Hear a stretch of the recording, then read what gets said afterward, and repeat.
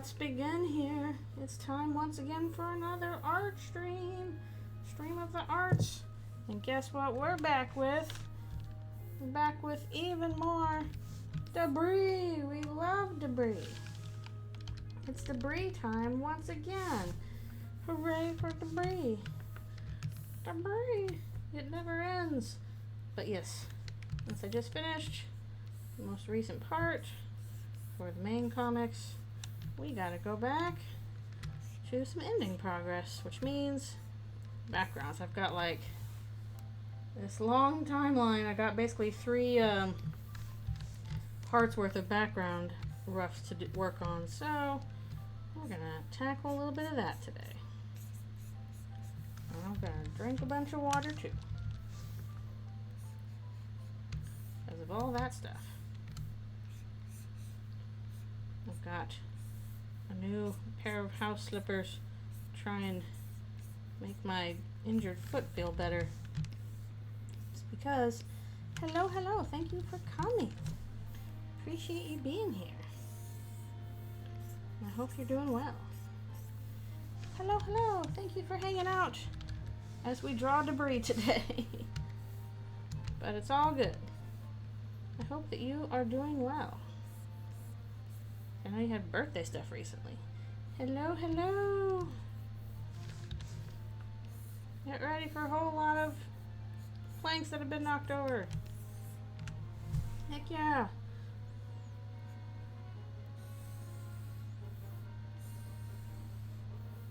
Yes. Today's backgrounds, again, I have like 3 parts worth of background roughs that I can tackle, so might as well tackle some of those now while I'm still working on layouts for the next part, the next main part. Although I'm listening to a ton of Burning Eyes for that. I only have like 1 good Burning Eyes remix. Where are the rest? Not many people remix Burning Eyes. Oh well. But yes, I hope you all are doing well. Ooh, have fun at the store. I had to go and try and renew my U.S. passport yesterday since I finally got checks for it, so hopefully that goes smoothly. Had to do extra stuff for it, which I didn't have to do in the past, and it was really annoying. But oh well. And then yeah, I got some house slippers, and I got little pad in them for the ball of my right foot, because that is still hurting. And doctor said I should put that on, and hopefully it'll help. And meanwhile, I don't think even house slippers will help in this situation. Nom nom nom. I've still got a few leftovers from dinner the other night I should have. Alright, I gotta remember to do fire on a separate layer. Fire! I was ironically already thinking about backgrounds for the next Eldritchrune main part, and I'm like, oh, this is actually going to be kind of tricky. I'm doing a bunch of stuff with perspective that should be a little wonky, so I'm going to have to pay close attention to one perspective stuff and then also lighting. Perspective and lighting, 2 things that are so fun to do and I'm so good at. Whee! That's good. Glad the deli is good.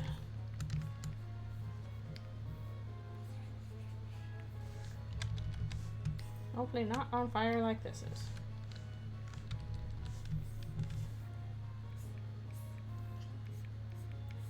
Yeah, there's like 3 parts in a row that take place at Dreamer Destroyed House, so a whole bunch of that. And then honestly, once I get to like the last, I'd say 6 parts of the ending, those are all kind of in the same location. So I might try and do as much of those at once as I can, just so that I can reuse whatever background's possible. Save a little bit of time that way. Ooh, bakery. I don't know why, but I kind of want to get like, I don't know, a hot chocolate or a croissant or something at the coffee shop that's around the corner. Even though I don't usually do that, but I'm kind of like, oh, I kind of want one of those. I don't know why. Actually, I wish that shop had donuts. I haven't had donuts in so long. Because there is a Tim's nearby, but it's not as nearby as the other coffee shop, which does not have donuts. They're a little bit, I don't know, I don't want to say fancier, but still a corporate chain, but I think their vibe is a little less donut.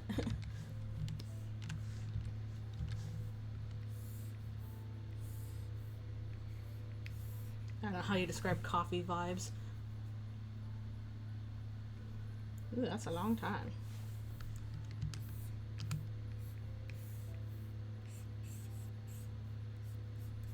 I do love me a croissant. Unlike Sifrin from In Stars in Time, who does not like them a croissant. Like, I'll take all your croissants. No traumatization around croissants for me.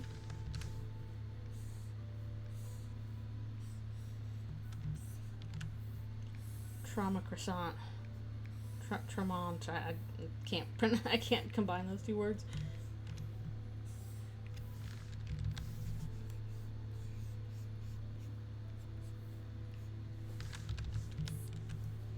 I already know that there's going to be a panel coming up, not in this part, but in a later part that's going to take a long time to do because it's a big establishing shot. Oh no. I'm sorry the power's out. That sucks. That's stupid. Hello, thank you for coming. Thank you for joining me as we draw a bunch of broken pieces of wood and stuff like that. And we can chat whatever you want.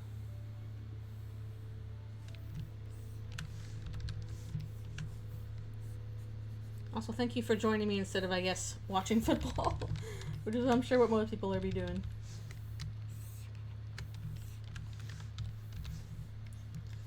I do not know the footballs well.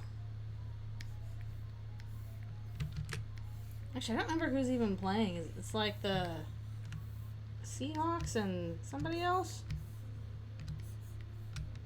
I'm not super knowledgeable with this. My brother would know. Not that he really likes football, but he works on Super Bowl stuff, so this is an extremely busy, stressful time for him. He's got a lot of his job stuffs right now. Well, that makes sense. If you're not American, I can't imagine football holds all that much excitement for you. You all got your own sports that I'm sure are way more relevant and exciting.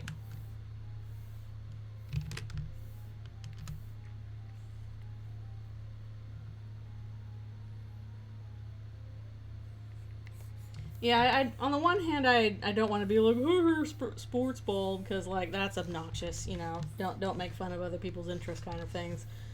You know, if you're not going to do that for me drawing a bunch of fan art for a video game, I shouldn't do that for people liking a sport. On the other hand, I don't know that football should exist. Just in terms of, like, the injury rate, like, especially injuries to your brain, is, like, kind of ridiculously bad. Like, seriously bad. So many of these people that play football, and do so even not even just professionally, but just, like, on, like, a high school or college level, get, like, permanently injured from it. Like, especially, you know, get knocked in the head and stuff like that. And then, you know, have to suffer through that the rest of their lives. And they, you know, unless you're, like, an extreme pro football player, you're not going to get, you know, that much money to cover, like, healthcare costs and stuff like that. And, I don't know. I think maybe we should stop doing that. Like, we got baseball. That's a great American sport that does not involve getting your head knocked in a lot, ideally.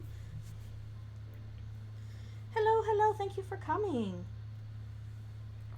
Nice to see you here.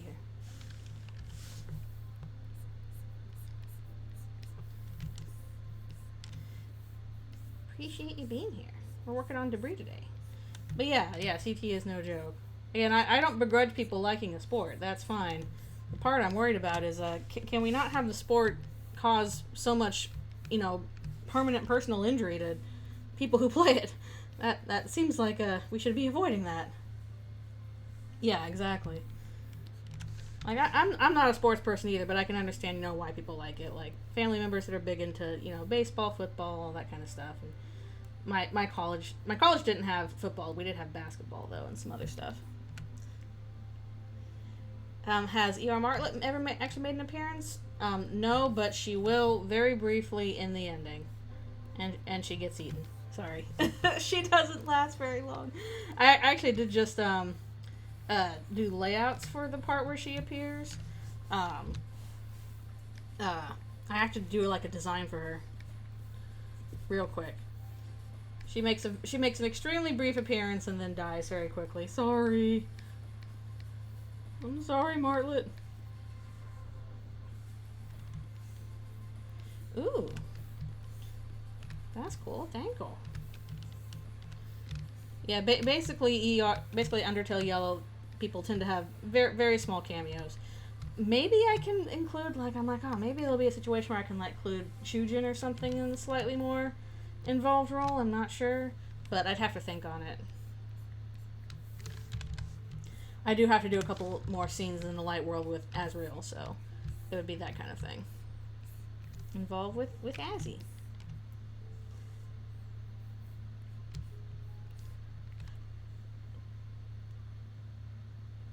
Oh yeah, the Mario and Sonic games.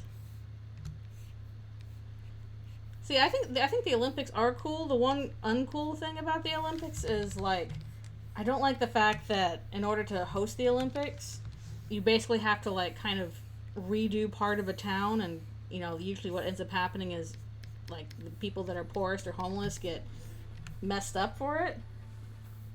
Kind of kicked out of where they were, and then, it's just a huge expense in terms of, building all these facilities and then kind of leaving them. So, the idea of the Olympics are fine. What I think they should do is just, build a permanent facility for the Olympics. Be like, okay, we're not doing this country to country. It's just going to be here. It's going to be here the whole time, and that's where it is. None of this weird competition for who hosts it and then, messing up people's neighborhoods in order to do it. And put it somewhere in Greece, because that's where the Olympics originated. Just build a permanent Olympics facility in Greece.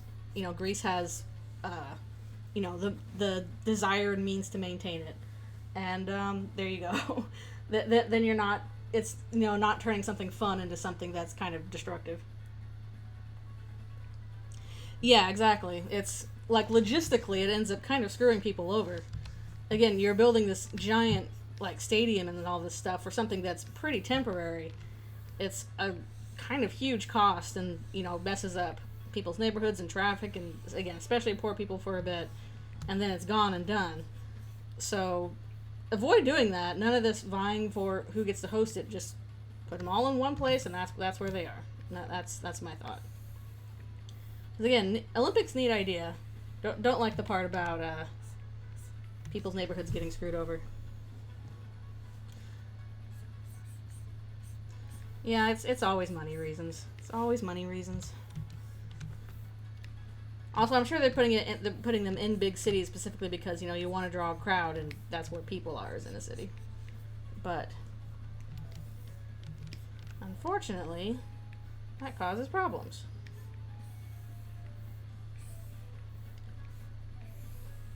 And it's not great for, the Olympic people, too, because usually they get kind of shafted in that as well. Yeah, and also, back in the old days, they performed naked and make everybody be in the nude. There you go. Although I don't think I want to do that for the Winter Olympics. That sounds cold. Please don't do naked bobsledding. That would not be fun. Don't do naked skiing. Wear your warm clothes. Yep, it's always monies. Always, always, always, always, always. That would be the best one to do naked. I guess it would work if you, had an Olympic sport for, polar bear plunge or something.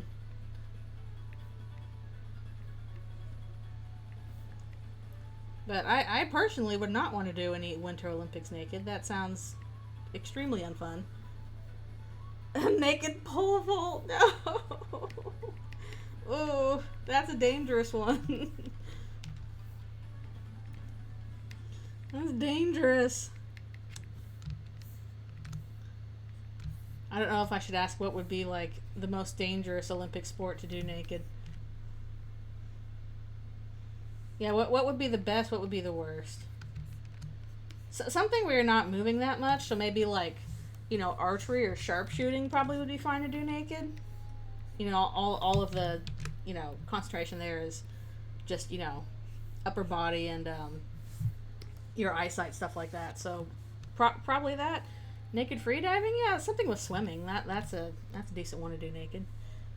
Oh, okay, yeah, fencing is the worst. Okay, we can't do fencing naked. Can't do that. That's the worst one.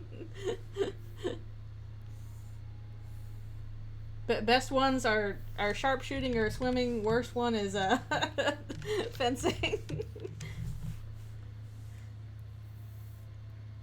Your options are arrows or sword.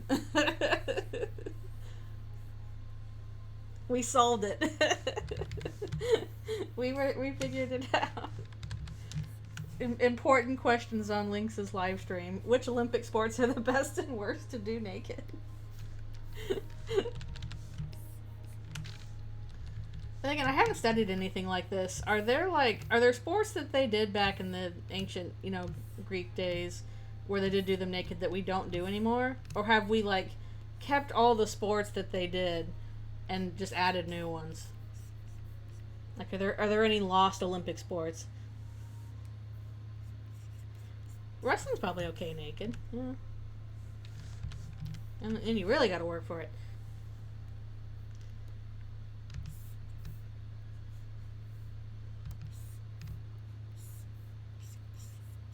Not Greek.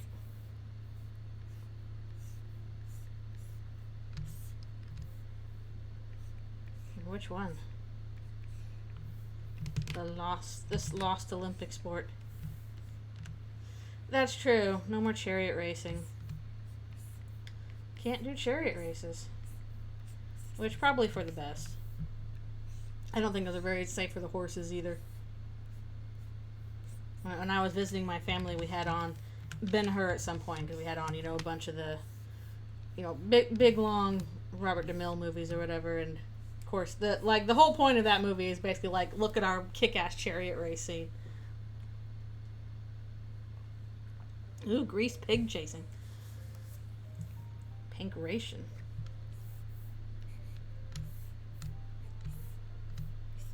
Actually, I kind of think that, I'm trying to think now about that chariot racing in Ben-Hur. I think it was something like one of the largest sets they ever built for a movie and like had the most extras. There's like thousands of extras in that scene. What is pancration or pancration? Pancratian? What is that? I've never heard of that. Oh, beating the hell out of each other? Just like fist fights, I guess? Greek boxing, just kind of beating the crap out of each other. Yeah, I feel like you should establish some kind of rules. Oh, hitting them below the belt. Oh. I take it back. That's the Olympic sport that needs to be naked. Thanks, ancient Greeks. Hello, the arting is going well. We are drawing a whole bunch of debris and debating which Olympic sports are the best naked. Because that's how it goes. Everything fights. Basically, Street Fighter, the Olympic sport. Skiing. The Griffin twist. I mean, if there's no rules, yeah, that'll probably win you. That'll probably win. You know, all you got to do is go for a weak spot, and you got it. The point where I've heard that, like, you know, if you've gotten, like, if some self-defense techniques I've seen are basically like if somebody's got their hands around your throat and they're trying to like choke you or something, instead of trying to, like, you know, pull their hands off your throat, go for one finger, their pinky or something, and then just yank it backwards as hard as you can. Like, put the full force of your own strength behind just, like, one finger, and that's usually enough people like, ow, and let go, you know? Go for the weak spot. Yep, or they aren't defending their face either, so you can go for their eyes. I don't know anything about that. No gouging of eyes or biting. Yeah, so how would you enforce those rules in the middle of like a big fight if you're just all out brawl? The Smash Brothers. Oh my goodness, thank you for the raid. Thank you. Maybe we should change the topic of conversation for raiders.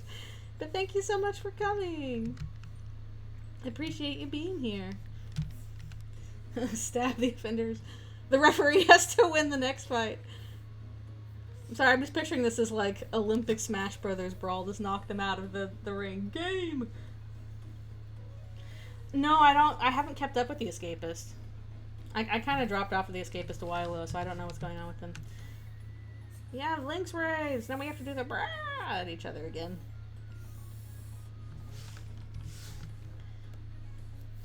Yeah, I stopped watching Escapist a while ago. Mostly I just check out, you know, people on their individual channels. Like, I'm still on, you know, James Stephanie Sterling's, Patreon, stuff like that. Yeah, hope your stream went well. Thanks for the raid.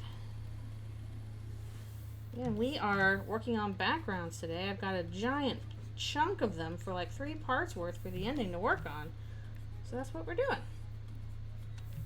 Especially since I don't have anything ready for the next Eldritchrune part yet. I'm still working on layouts. It's going to be a long one. It's like a 2-parter. I've done like, I don't know, 12 pages so far. I'm like, oh, this is how going to be like 18, 19 pages. Oh, sorry. Sorry, the raid didn't quite go in, but I just want to say thank you for the raid. Hope your stream went well.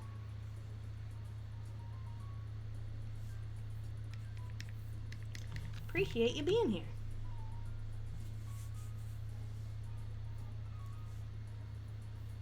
I'm posting online gambling vids? Were they doing that on purpose, or were they like, I don't know, did they get hacked or something? That's bizarre. Yay, I'm glad it was a good time. The art is going good. Again, I am working on backgrounds today for Eldritchrune ending stuff. I've got about like 3 parts worth of roughs to do. But I am about, once I get the cleans for this part done, I will have half the backgrounds cleaned up for Eldritchrune ending, which is kind of insane. Oh, that's bizarre. Like, yeah, what is going on with that? Even, I wasn't like the biggest Yahtzee fan back in the day. I was more following Bob Chipman, but then I kind of fell off of him because didn't really like some of his personal way he talked about stuff. And again, I'm mostly stuck with James Stephanie Sterling. That is one that I think has just improved with time. Yep, Eldritchrune Susie so fast and calling dibs. She's like, oh, I got a chance to eat Chris. Nom, nom, nom. And everybody yelled at her for it. Yeah, big progress. Ooh, Disneyland. I haven't been to Disneyland in so long. Lunar New Year celebrations. It's actually kind of wild to me. Like, when I was growing up, I never heard anything about Lunar New Year. Like, that was just not on my radar. And nowadays, like, I feel like everybody, like, you know, whether, like, including Westerners, you know, has an interest in Lunar New Year. It's become a lot more popular since I was a kid, which I think is cool. But I just find it interesting how, you know, when I was growing up, didn't hear anything about that. And now I see lots of stuff from Lunar New Year. Also lots more stuff for, like, Mid-Autumn Festival. So, I think Chinese holidays are becoming more popular with time. Yeah, Birdley wants a chance to nom on Chris. Maybe Birdley got Chris once, just to kind of like show off. You see, I can do it. I can eat them too. And or else I got annoyed about that. It is nice that culture spreads. I think they just made a deal with a gambling company. That sucks. Oh my goodness. That super sucks that happened with their channel. Like, again, I think I've said this in the past. I kind of like, let's bring back gambling as a shame, or at least as a vice, because it is way too widespread, especially among, like, kids nowadays. I really hate the fact that, like, so much of our global economy is, like, basically gambling.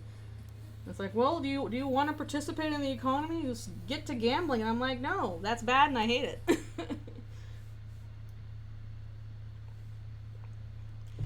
Gambling and investing should not be like one and the same.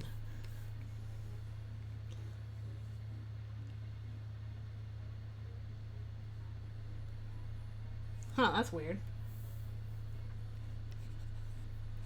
That's weird. Does gambling count as capitalist rot? I'd say so. I hate the fact that everything is gambling now. There's gambling in games. Again, there's so much gambling being pushed to kids. It's not healthy. It's not good. Like, I don't know. I used to be a lot more, like, lax on that. I'm like, oh, you know, I don't really enjoy gambling, but, you know, if it's not hurting people, it's like, you know, drugs or alcohol, people can do it. Nowadays, I'm like, no, I think we should regulate this more. I don't like it. Yeah, if it's made up of things that don't matter, like the actual act of, like, you know, betting stuff that's not actually, you know, an actual good or money, that like, that's fine. But yeah, again, turning into a cornerstone of the economy, bad. I guess, yeah, maybe not shaming, just is treating it as a health issue. It's not healthy. Oh, that's weird. I thought it was Claire Obscure that was, like, using AI or something, or used AI at some point. I didn't hear that about blueprints at all, yeah. Yeah, loot boxes, those shouldn't exist. All the paid stuff shouldn't exist. And I know, I'm susceptible to that, too. I do some of that with Pokemon Go, although I can't right now because of my foot. But even then, I always feel a little icky about it. And that's my only game where I, you know, sometimes will purchase a thing. But whereas we have, like, all those Holoverse games where people are just, you know, dumping tons of money into, you know, their Blorbo. I don't care for that at all. Oh yeah, I mean, it's always tempting about it. Like, heck, like when the lottery was I don't know, like $1 billion or something this last Christmas. My own family, like, my mom bought some tickets because she's like, well, what if we won? I could, you know, get a house for you, Lynx, and I could do this for everybody, and blah, blah, blah, and I could put it into the church, and et cetera, et cetera. And I'm like, Mom, you're not going to win the lottery. But, you know, even she, who was really not susceptible to gambling, was still like, oh, you know, but what if? And, like, you know, imagining what you could do if you didn't have to worry about money at all. It's really tempting. That's kind of the insidiousness of it. Yeah, I try and mostly get my Poke-Go coins from, you know, stops and stuff, but that requires you being able to hold a gym. Even then, you're only limited to like 50 coins a day if you hold a gym. Oh, did they? Come on, Austria. Come on. You sell half a game. Ugh, I hate that. I hate that. They did that with, like, Kingdom Hearts 3, and I was so upset. I never bought the DLC because I was like, I don't want to buy $30. I already spent $80 on your game. You're going to sell the rest of the ending to me for another $30? Ugh! Okay, well, I'm glad the devs realized it and stopped using it, although, come on, what are you hoping to get out of that for, like, the concept art phase? That's the time when you're supposed to concept art stuff. Yay, $10 off a scratcher.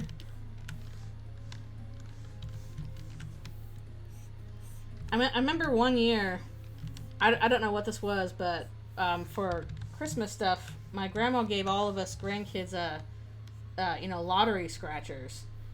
And I'm glad she only did that once, because I hated that. Like, I got a bunch of scratchers and I won nothing.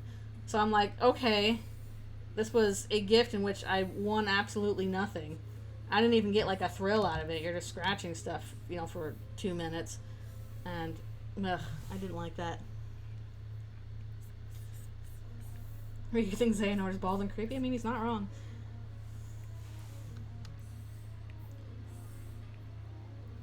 Thanks for literally nothing. She's a very sweet person. Normally she, you know, does fine things. Just 1 year, I'm not sure why she decided to give scratchers.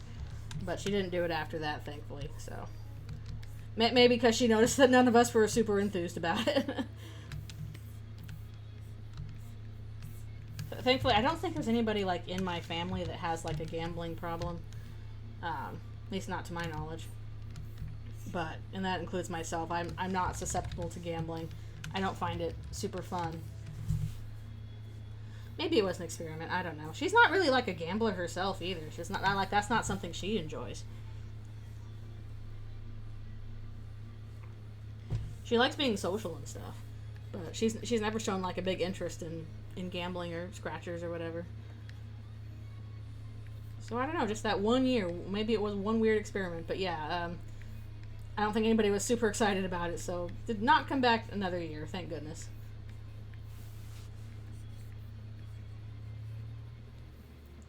I just know the one time I'm like, okay, I was in Vegas for my brother's birthday, because he was there for his birthday, and I hadn't been to Vegas in like a bajillion years. I'm like, okay, I'm old enough, you know, I've got some money to spare. I should, you know, try a casino just to have the experience of it. You know, finally say that I've gone to, you know, a Las Vegas casino. I don't care if I lose the money, you know, I can afford to lose a little bit. And I got there, and then I look at all the casinos, and they're just flashing lights, and they smell bad. And everything is just, like, annoying and noisy, and I never went in and gambled, because I'm like, I don't want to do that. That doesn't look fun. This looks horrible. I don't want to do that. This isn't a fun way to spend my money.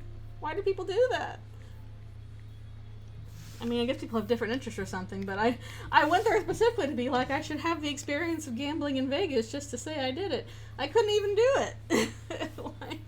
I just couldn't stand it. Mostly because of the cigarette smoke. There's so much cigarette smoke. I can't stand the smell of it. So I'm like, why do I want to lose a bunch of money in a place where I can't breathe? And it's so noisy and obnoxious, and I don't know how to play these games. So I just left. I just walked around the city instead. And I was even like, you know, I could do some slots or something, or, you know, craps tables. I've heard those are okay, and I couldn't do it. Just did not seem fun at all. Yeah, I guess you would have to have... I had a face mask. I had a face mask, and it still smelled so bad. It was yucky.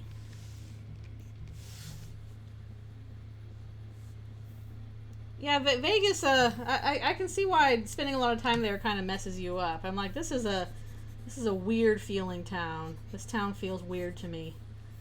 It felt like Disneyland for adults, and not in like a good fun way. Everything there felt like very manufactured, and I don't know. You know what? That's the one thing I wanted to do while I was in Vegas. I wanted to go to Omega Mart from the Meow Wolf expo thing. I was like, oh, that looks really fun, but I had like nobody to go with, and it was like outside of town, and I'm like, oh, I don't think I have time to go out to the Meow Wolf thing before I have to, you know, meet my brother for dinner and stuff. So I didn't get to do the one thing I wanted to do in Vegas, which was go to Omega Mart. Instead, I just wandered around, and I think I caught Pokemon. That guy was my gambling Pokemon Go. Oh, darn it. Oh, that stinks. Yeah, at least get yourself like some drinks. I will say the one nice thing there was we went to like a fancy steak restaurant for my brother's birthday, and my brother and his husband paid for it because they actually have money and I don't. Good grief, it was super expensive. That steaks were like $200 a pop. I could never do that on my own.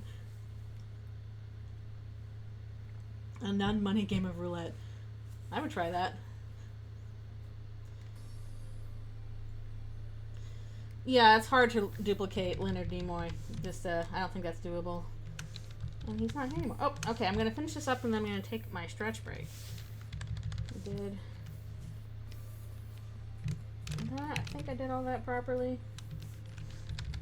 Yeah, I can see a lot of these are missing because I went and copy-pasted a bunch from the previous part. Is Vegas going through a tourism slump? Were they tasty? Were the steaks tasty? Yes, they were very good. All of the food was really good. So at least, I don't know if it was worth $200, but it was probably one of the best steaks I've ever had, so it probably was worth something.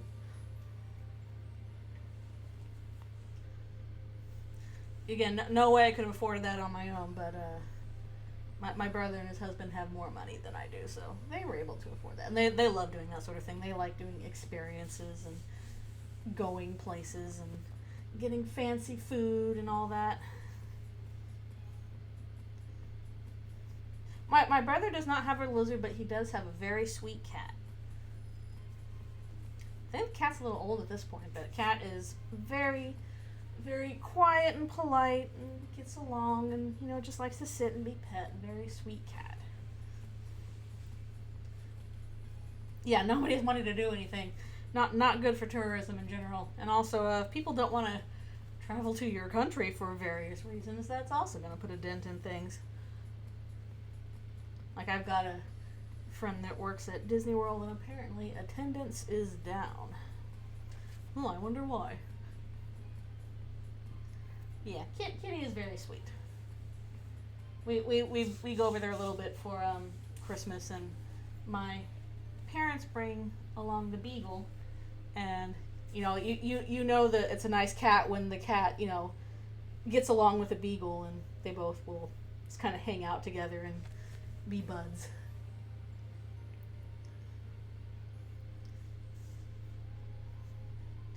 Yes, I do, but generally what I do is I have to fill out a form, or rather my H&R Block person fills out a form that's like, hey, I already paid my taxes to Canada, so I don't owe you anything, but I still have to, report them. Which is why I shell out the money, which is, it's a good chunk of money, but it's worth it for me. I shell out the money to have, somebody from H&R Block do my taxes for me, because I don't think I could brain my way around it. Involves, I have, usual tax documents from my job, but then I also make money from,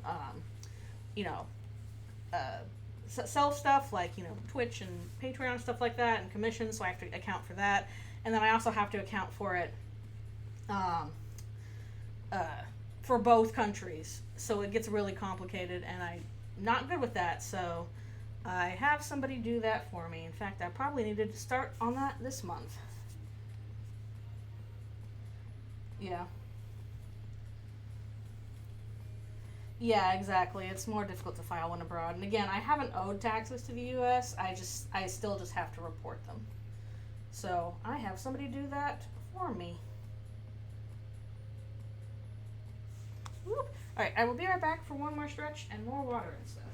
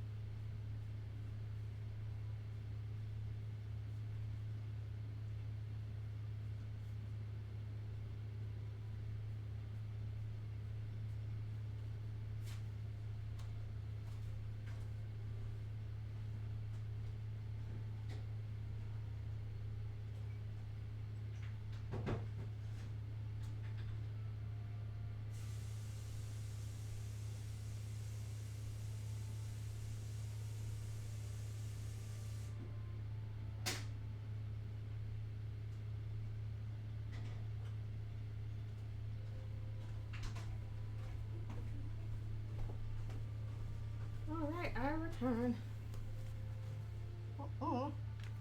For more debris drawing. Yep. Hello, thank you for coming. And yeah, basically, like, if you only have, like, 1 or 2 jobs and those jobs already, take out your taxes, then that's not really hard to work out. You can do that yourself kind of thing. It gets more complicated, if you are like me and you have to worry about self-employment things. You have to worry about that, or if you like own property or something, all that kind of stuff. I do not own property, but if I did, that would complicate things. So I do have somebody do that for me, just because it is easier than it's less of a stress to have somebody who especially knows what they're doing, being like, okay, you can take off, expenses here, and here. Have I ever gotten any IRS scammers? No, I have not, but it was really interesting. One time, back when I was working in a studio on My Little Pony, this was the pre-COVID days, so we were all in the studio together instead of me working from home. Oh, CRA? No, I haven't gotten any scam calls from the CRA or the IRS. But when I was working in the studio, somebody who was in our storyboard room did get a scam call from, I guess it was the CRA. And, she immediately clocked that it was, clocked that it was a scam, and, like, started getting belligerent with them, and she was like, oh, you gonna arrest me? Well, come on to my house. I'm home right now. And, like, we were all just, like, staring at her like, woo! As she told off these scammers. And then eventually she hung up, and we were like, what was that? And you're like, oh, it's a tax scam. And we're like, you didn't pay something, now we're gonna come and arrest you. That's my advice. If you are a young person and you are new to paying your taxes or anything like that, and you get a call from somebody who claims that they are from the IRS or the CRA or whoever your tax department is, and they say something like, oh, you failed to pay something, like you owe a fee and we're gonna come and, like, arrest you or whatever, that is a scam. That is a scam. They're trying to scam you out of money. The IRS, the CRA, they will never do that. If something is wrong with your taxes, they will mail you. And it will take a long time for anything to happen. They will mail you, they will not call you. Yeah, that is true. I mean, this was a while ago. This is before, like, AI training. Again, this was, like, 2018. But, yeah. Man, why did you redeem? Yeah, never send gift cards. None of that. If anybody calls you saying that they owe you a lot of money, that's a scam. Don't fall for it. What they're trying to do is to make you panic. Because when you're, like, afraid that you're in trouble for something, then, no, you're not stopping to think. You're, like, oh, I don't want to get, arrested or whatever. I'm going to better do what they say. That's what they're counting on. IRS will never call you. They will, if there is any problem, they will send something in the mail. And even then, it's usually like, hey, this is a problem. Let's, work this out through, regular means. They will not call the police on you, even if there's a big problem. Yeah, there's no reason for the police to come immediately. But that's the whole thing. So the scam works by, like, the scams are designed to make you panic. They're supposed to make you think, oh no, I have to act right away. Because that's what panic does. It makes you feel like you have to act immediately.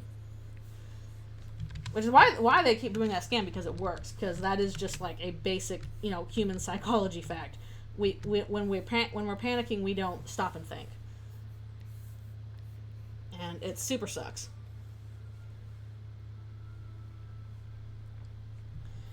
In some ways, I kind of feel bad for, like, people that, are on scam farms or something. It's like the only job they can get. I'm sure they're not paid well to, pretend to be somebody and, scam you out of all your money and stuff like that. Miserable sounding job. I'm sure they're not seeing the fruits of that. Somebody else is. Sounds like something a scammer... You know what I just got? Here's a scam I've gotten a couple times recently, including, like, this morning. I got I accidentally reported your account to Tumblr we have to fix it kind of scam. And I'm like, good grief, y'all are still doing this one? You haven't gotten a new one yet? You're still on the accidentally reported your account thing? It must still work, I guess. It must still get people into panic mode. But, like, that's a well-known scam at this point. Scam farms in Southeast Asia are generally linked to servitude. Well, also in, like, India, it may or may not be scams so much as, like, we've outsourced our tech support or other stuff here. There's a difference between, like, you know, we put into, you know, indentured servitude on a scam farm, and we have outsourced something legitimate to here because we're cheap. I hate those, like, work application scams. That's so bad. I hate that. Another thing our economy's based on. Our economy's based on gambling and scamming. We're just supposed to scam other people out of money in order to get by. Hate that. Horrible. Horrible! I don't want to scam people, I just want to draw a bunch of cartoons for you. Thank God I make my money that way. Makes my life feel so much better. Oh, I hope they realize that. I mean, maybe young people don't realize that, but yeah, slavery still exists, absolutely. Still bad today. It was bad then, it's bad now. But yeah, it hasn't gone away. Yeah, that bubble's gonna be popping soon. Ugh. The part I'm looking forward to not being inundated with AI anymore. I'm not looking forward to, you know, a crashed economy. Not looking forward to that. I'm actually more worried about my parents. They're the ones actually reaching retirement age. So I'm like, crud, you know, what is this going to do to, like, you know, their retirement portfolios? You know, I have time for mine to recover. Like, they have less time for that. So if, you know, something pops and they lose a bunch of value, that's just gonna suck so much. It's gonna screw over, like, boomers and Gen Xers more than anybody else. Because those are the ones that, you know, suddenly can't work anymore and, you know, are depending on retirement fund. You're raking a lot of money. Yeah.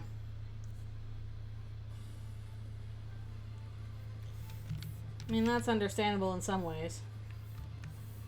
I've heard about that in various contexts with, you know, Asia and Africa. Capitalism!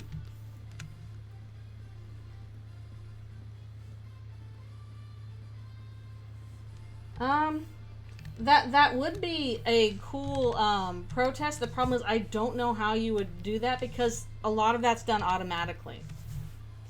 Like, there is not a mechanism with which to withhold your taxes in a way that matters. Because, again, for most people's jobs, that's taken out and, you know, given to the government automatically. That's why you get, like, money back from the government, because it's like, oh, you've already paid it. Because your job has done that through automatic means. So it would require, like, all these jobs to, you know, withhold that on purpose. That's really difficult to do. Because, again, there's not much of a mechanism in place to withhold that. It would be extremely effective if it worked, but I don't know how you could make that work. Yeah, exactly. And it's also a thing of, like, you know, there are crappy boomers and there are really cool boomers. The same way there's, you know, crappy Gen Zers and cool Gen Zers. It's not really, you know, anything having to do with generations. Like, you know, it's not like, oh, well, you know, once all the boomers die off, then there won't be racism anymore. Like, that's stupid. That's not how that works.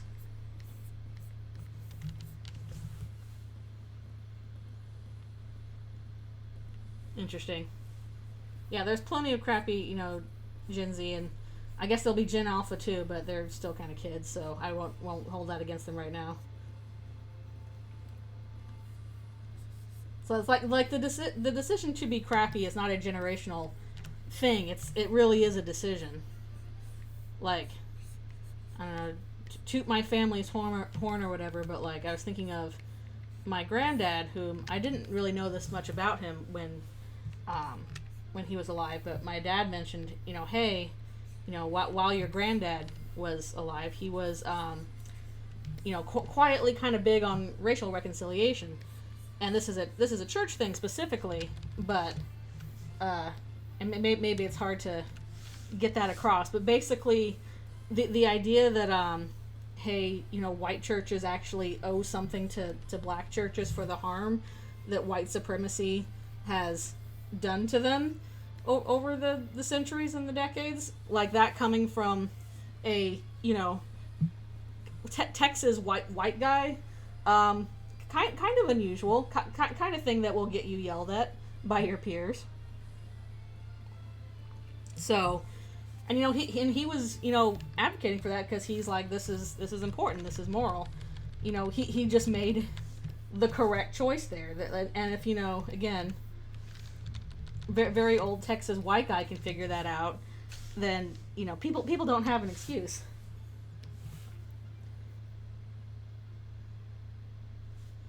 Yeah, that's frustrating. That's annoying. Yeah, no, the whole thing. You'll get more conservative as you get older. No, I've only drifted further left as I've gotten older. I was probably way more conservative as a high schooler than I am now. Same with my parents. Like they're definitely not as left as I am, but they've also drifted more that direction as they've gotten older, and discovered that 2 out of 3 of their kids are queer. That probably helped. We've all with only one straight kid in the group, but yeah, that definitely the whole you'll get more conservative as you get older. That's not a guarantee at all. Not a fact of life.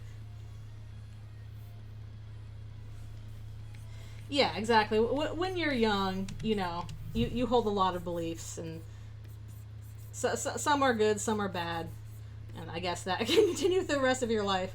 But at least the nice thing about being young is that you're really passionate about it. Like you have a lot of energy towards that, and a lot of like faith in your convictions. Which, on the other hand, I think that is actually a good thing to have, because you'll need that later in life. It's good to practice that when you're a kid. As long as you're open to learning new information and admitting you're wrong. That's a very important skill. I get more calming and bisexual with each passing year. True. Yeah, that can also happen with your school system. It's again, one of the most important skills you can learn is the skill of being wrong. Because, oh boy, are we not primed to accept that. We get... there's some kind of, I don't know, mental or physical defense that goes up in us by the idea of being wrong about something, especially something important, your belief system or your religion or whatever, stuff like that. That apparently to our brains is, the same thing as, facing down, a tiger, death or something like that. It's really difficult to pull yourself out of this kind of sense of attachment to your ego, where you have to be right about something. Because if you're wrong about something and you've based your identity on that, that's kind of devastating. So that's why it's really hard to get people out of that. It's certainly possible, but if you have that in mind, if you think, okay, I have to be open to the possibility of being wrong about something, even things that make sense to me or things that I agree with, then you already are basically putting yourself in a better position, because invariably as you get older, you will discover, you were wrong about things, and it's and that's okay. It's okay to be wrong about things. All right, have a nice walk outside. It's actually nice and sunny today after yesterday. It was pouring rain. I want to walk, but my foot. Maybe I will walk outside just to get that coffee or whatever. It's so nice out. I gotta go. I want to get a little sun. My poor foot.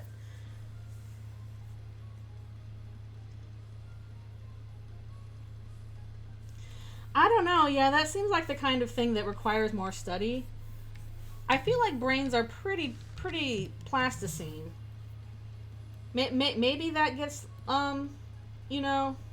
more so as you get older. honestly, the theory I've seen that makes the most sense to me is that it's not that you get more conservative as you get older, it's that you get more conservative as you get more wealth. Because, you know, if you've gotten that wealth, that's more to lose. And you're going to want things to stay as they are in order to hang on to what you've got. And that makes sense to me. And the reason why people are not getting more conservative as they get older is because they're not getting wealth. Because wealth is not going to new generations. It is staying firmly in one place. And that ain't good.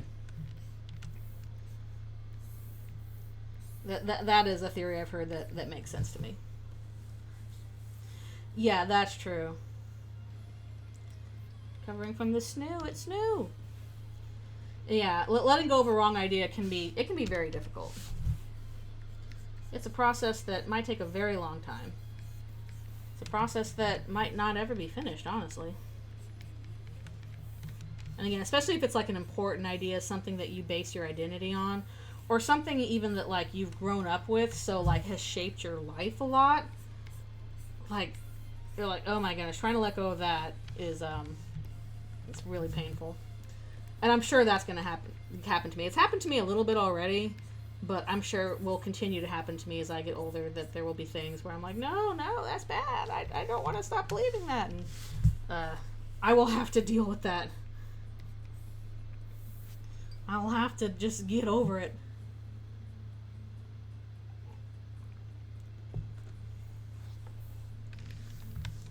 Yeah, so I would do that too. Be like, yeah, sure, if my taxes support, you know, more parks and stuff for kids and all that stuff. It's like I am never going to have kids. Like that ship has sailed, but I still want like my taxes to go to fund like schools and you know, free lunches for kids and stuff like that. Because I recognize the fact that, hey, I like living in a society where people's needs are taken care of, even if they don't directly benefit me. The fact that, you know, somebody else's kids are being taken care of is like a ripple effect that will benefit me as well, even if it doesn't do so directly. That is what I would like. And generally, a more equal, stable society helps me feel more equal and stable too. And that's what I want. I want stability. Yep, I know that was a pretty fun. I saw a pretty good Blue Sky poster, Tumblr poster, or something on that, and have to find it again. Something like that.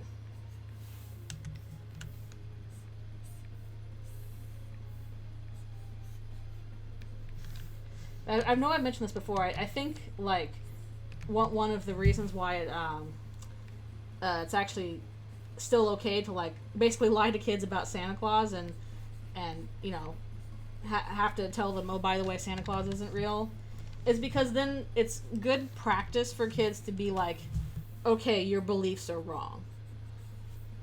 How do you deal and grow past, you know, this thing you believed not being true? And learning to be like, oh, okay, you know, this thing I thought was true is not true, but the world keeps on going, and I'm okay, kind of thing. I think there's something useful in that.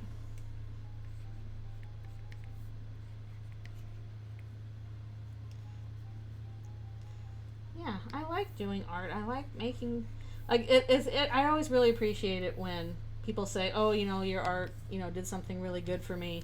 Because it's easy to, like, kind of lose track of that. To think, you know, why am I drawing stuff all the time? You know, this isn't, you know, helping people the way that, you know, people are directly helping people kind of thing. But I don't know how to do anything else, so I have to draw. And then hearing people be like, oh, you know, this was really important to me. This helped me through a hard time.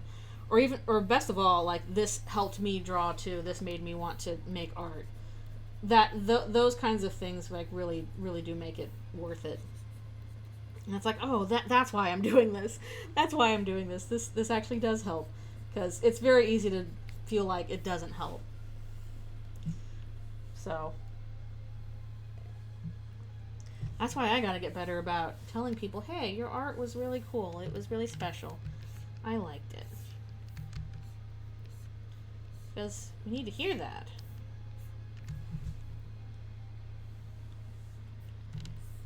We don't want your overpriced trash anyway. Exactly. Nice comments on fanfics give life. They do.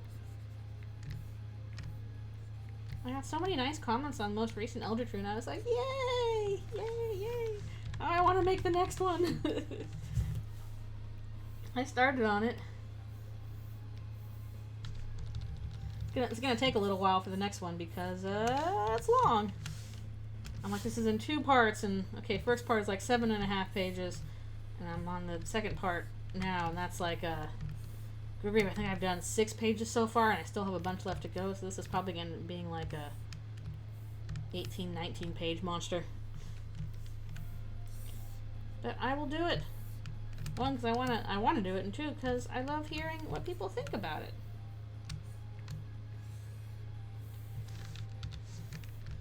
Oh man, do I have to fill in like the doorknob here? I can't remember if Susie is standing over this or not. Probably should do doorknob. I forget which one it is. Doorknob.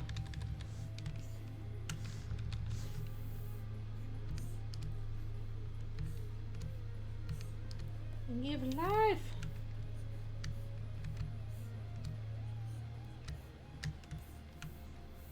So I wonder how many pages I have for this part left to do. I think this was like a 8-pager.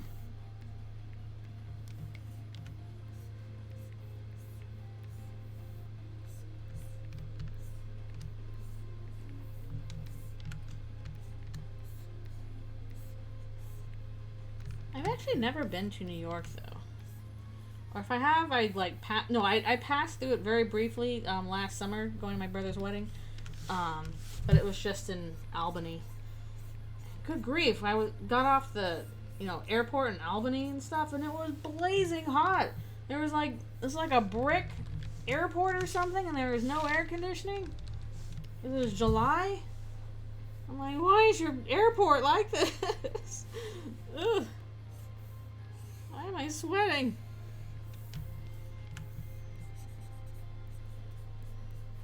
I'm probably biased because the Vancouver airport is it's a very nice airport.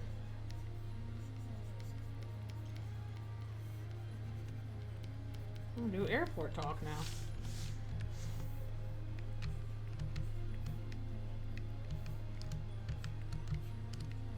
I'm actually trying to think of like how many airports have I been in over the course of my life. And it's probably a really large amount. Because I actually traveled a lot when I was younger with my family. I just don't remember them in particular because I only went to them once. And I don't remember them. Also, they've probably changed a lot since then. Airports... flying sucks now. Flying used to not be so bad.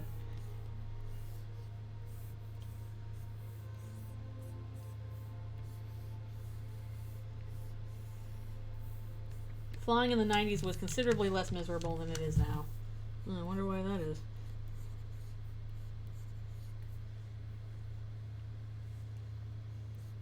Ah, yes, a New York pizza sounds good.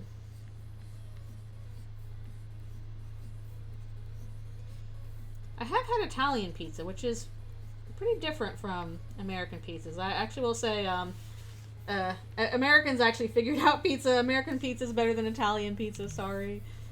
Like a lot of Italian food is obviously, better in Italy, but pizza in particular, I think we actually figured that one out a little better. Make it out of a thicker dough, stuff like that, more toppings. Ooh, yes, if you have points, I will doodle more bats. I do love me a cute little bat. That's true. That's true. It's different because, designed to be eaten by one person versus a lot of people. I still think it's kind of a better thing if it's like, a group food as opposed to a single person food. That's true. It is a lot airier. Whereas American pizza is heavier, but it is designed for you to, share it. Okay. Please do DM me that, and I will... 'cause I actually do have the doodle page open. I'm ready. I'm ready for another doodle.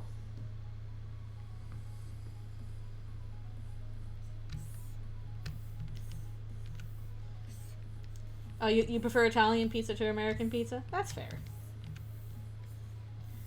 I will admit I do kind of prefer pizza to be a little lighter than heavier, but I understand like if pizza is something that you are sharing with a lot of people, and you know you're getting like one or two slices as opposed to like a bunch of slices, the whole pie basically, then something heavier for one or two slices makes sense compared to something lighter and airier for a whole person. Oh, sheesh. That's a long layover. That's a long delay. Hate that.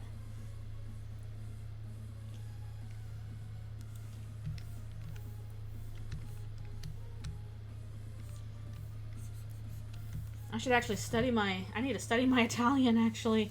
Actually, I haven't studied Italian at all, but if I'm going to visit parents in Italy briefly, it'd be helpful to know a few words here and there.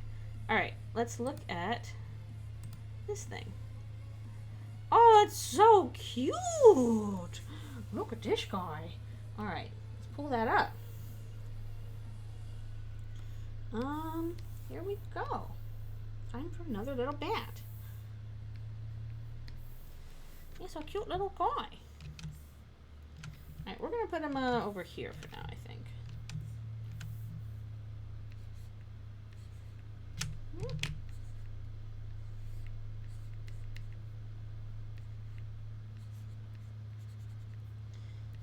A little black eye.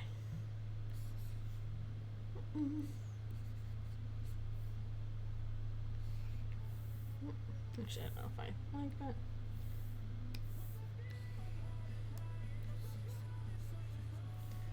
It's a little Fluter mouse. I remember my German, I don't remember Italian at all. Get it? Raise up your bat. Perfect timing.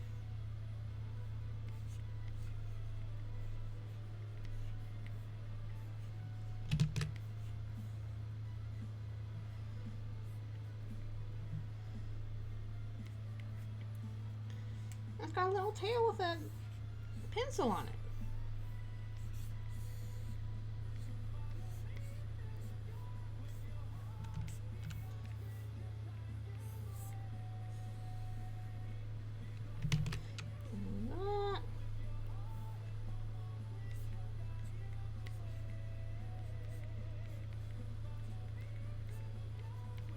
There we go.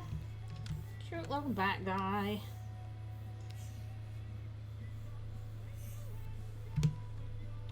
Squeak. Alright, there we go.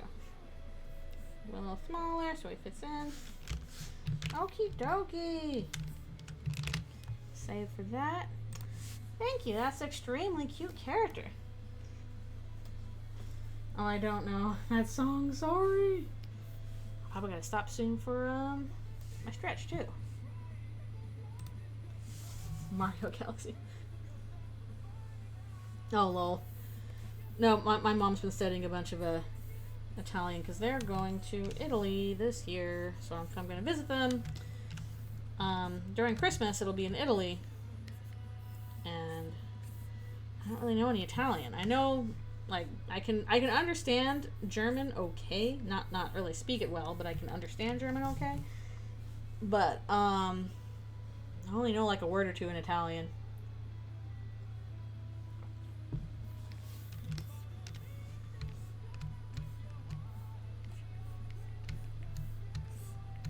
Well, I guess we'll be missing the Olympics if we go in Christmas.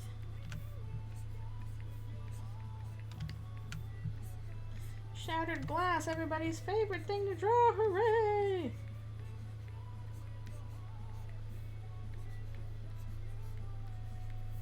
I also forgot all the Spanish I learned in high school. I'm sure I've told this story before of my Spanish teacher had to leave very suddenly, like halfway through the year, due to complications with a pregnancy, and they must have been very bad complications because she did not come back for the rest of the year. So we had subs, and you can imagine the subs for a language class not going to be super invested in that, so last half of our Spanish class, Not much got learned. Well, that's frustrating, because Spanish would also be useful to know. Well, I guess actually, in terms of languages that would be useful to know for me or now, it'd be really useful to know Mandarin. Probably be useful to know Japanese. Yeah, Italian would be useful. Well, there'll like be so many bats on this page. It'll be the bat page.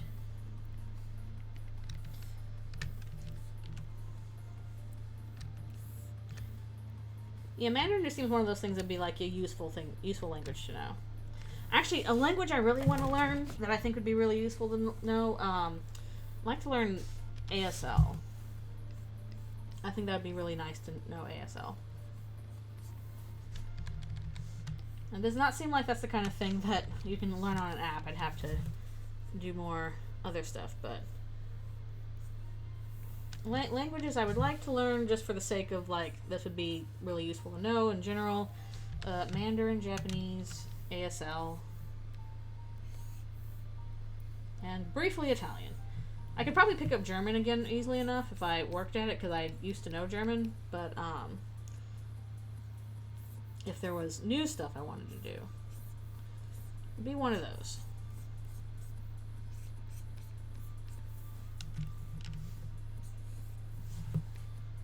I'm gonna finish this pile of debris, and I'll probably take another stretch break and grab my orange juice. But I'm gonna finish this panel first, at least.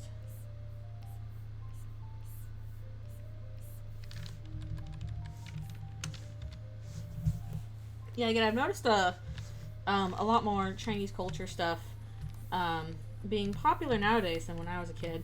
Like I mentioned previously, like stuff like Lunar New Year and Mid-Autumn Festival for one, but also just in terms of like fandom and stuff like that, those Chinese dramas, fantasy dramas, are really popular. I've seen those around Tumblr a lot. I can't remember all the names of them because they have, like, the names are always abbreviated, so I don't remember which one is which. But Chinese dramas have become very popular.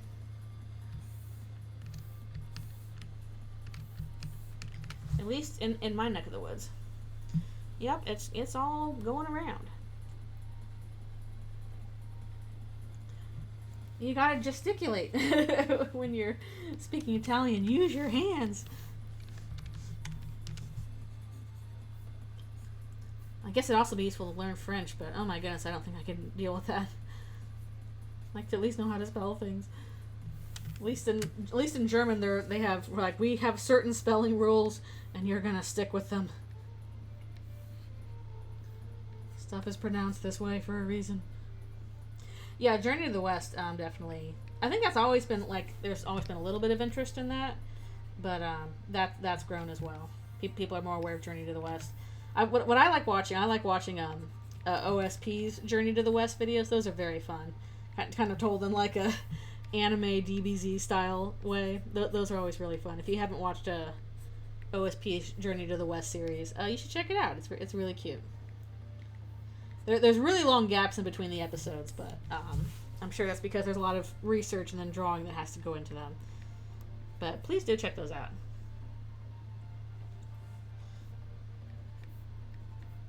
My first exposure to Journey Through the West was through a Japanese anime, which I forget what it was called, but it was very much like we're going to make all the characters into, like, Bishonen. Like, the monk is hot, the demons are hot, all that kind of stuff. Huh, interesting. I did not know that about ASL. That's fascinating. Like, I knew there were other kinds of ASL, but I didn't know that the other kinds of sign language, but I didn't realize that ASL was specifically based on French. Interesting. Oh, that's so funny.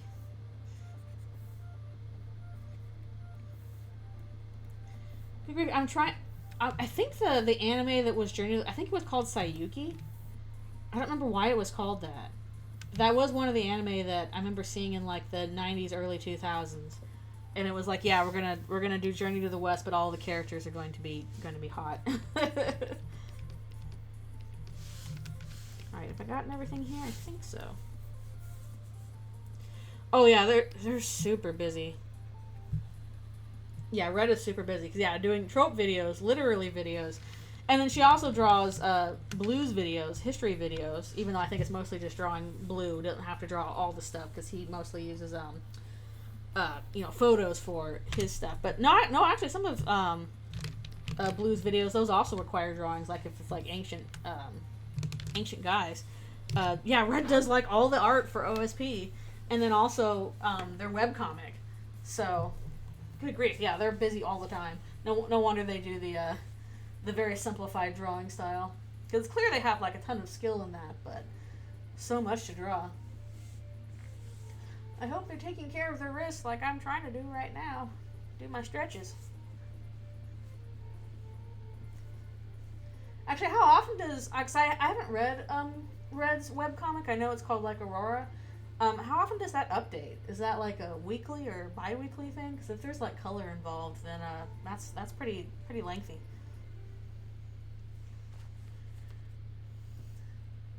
Oh, interesting. It's played by a woman. I think that was pretty common in a lot of theater stuff.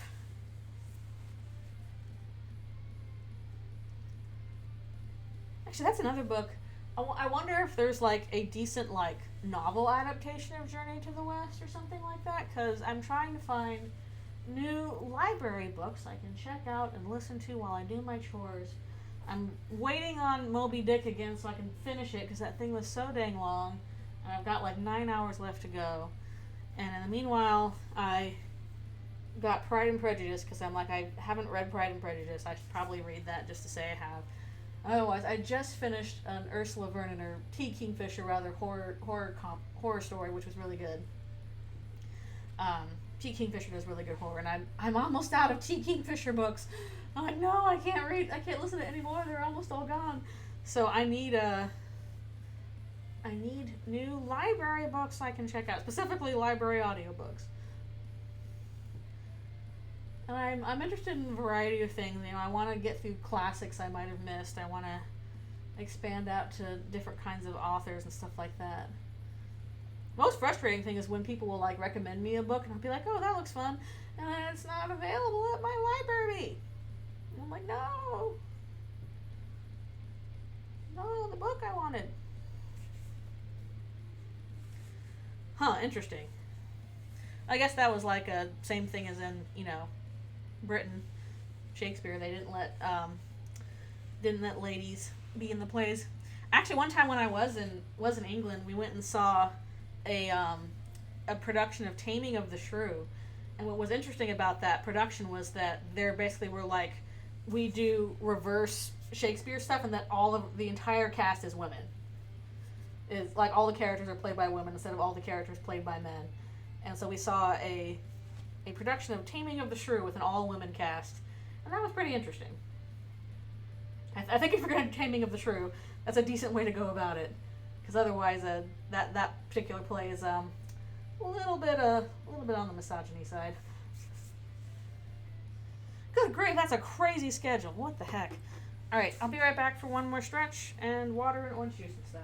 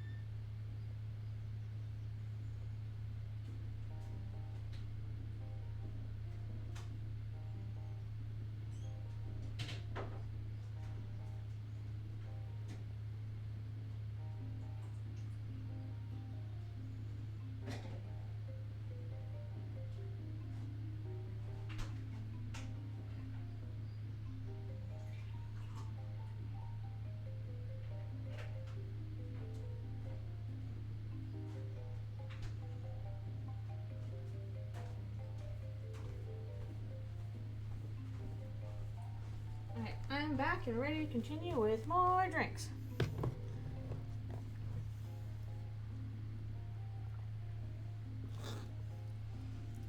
Wait, really? It's that young? That's crazy. I thought, like, Journey to the West, yeah, was, like, one of those stories that's been around for, like, centuries kind of thing. Like, you know, a kind of foundational tale. I mean, what do you mean it's a few years after the founding of Roanoke? That's crazy. That's crazy. First published in 1592. I don't know. I would have thought it was like way older than that. That's crazy. Huh. You learn something new every day.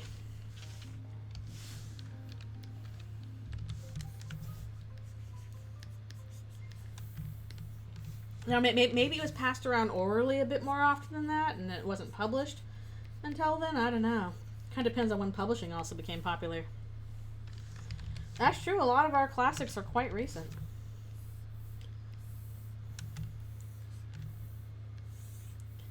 Maybe that's another thing I should do with my library books. Maybe I should check out. Maybe they have audio readings of some Shakespeare plays that I missed.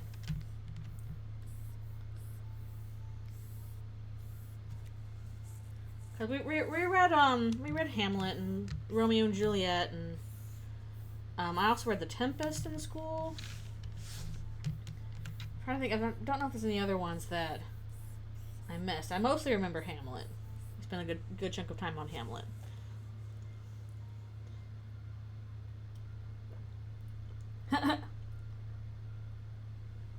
Whoops. Whoops-a-doo. Maybe it's the kind of thing of like, you know, this would have been more exciting to an audience back in the day, especially if you were kind of hearing it in a serial fashion or something. Because the Journey to the West is very episodic. It's like, and then they went to this mountain and fought this demon, and then this happened. Like, it seems like it's very much designed to be told, you know, kind of like a TV show almost. But, and in that sense, idiot plots make sense.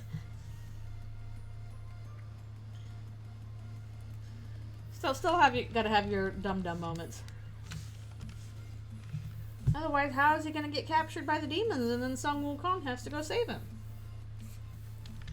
We gotta have all the moments where Sun Wukong gets to look really cool and pull out a random power he has.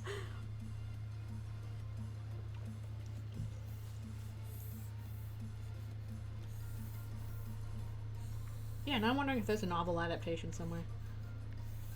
That'd be kind of a fun thing to read. Or to listen to, rather.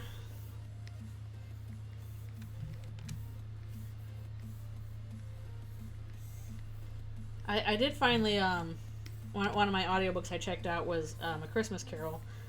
And what I was struck by was, I'm like, dude, The Muppet Christmas Carol is like the most accurate adaptation of A Christmas Carol.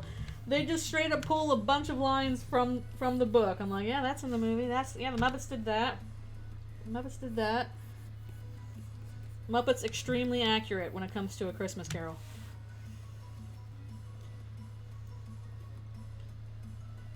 Huh. I mean, I guess it makes sense because, like, Pigsy, that makes you think, oh, that's a pig guy. I mean, I know a boar is a pig, but when you're adapting it, you would think, no, that's a pig. What was the name of the Kappa demon? I'm forgetting all their names. It's been a while. Sandy. Okay, that was it.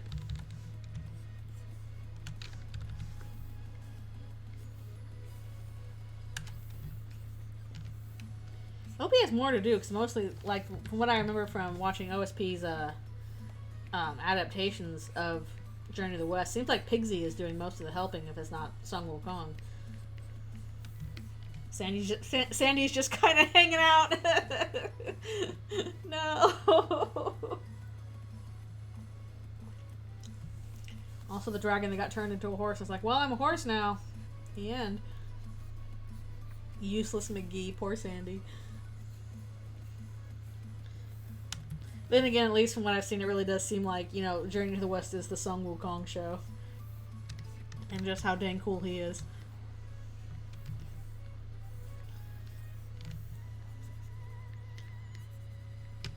Yeah, I should really look up if there's an audiobook or a novel adaptation of that. That'd be kind of neat. The group's porter. Oh.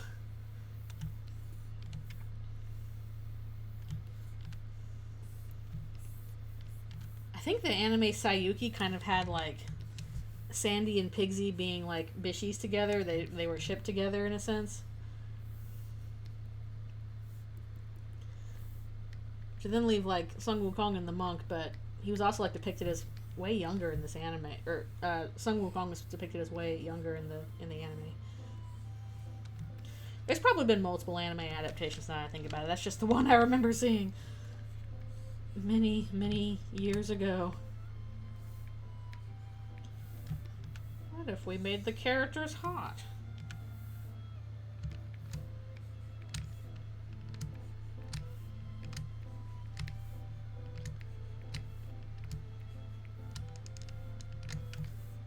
Also, I've apparently seen Heated Rivalry a bunch in the audiobook section for my library, but there's like a 10-week waiting period for it. You gotta wait like 3 months in order to read Heated Rivalry now, because everybody wants to read it. Canada's so proud of Heated Rivalry.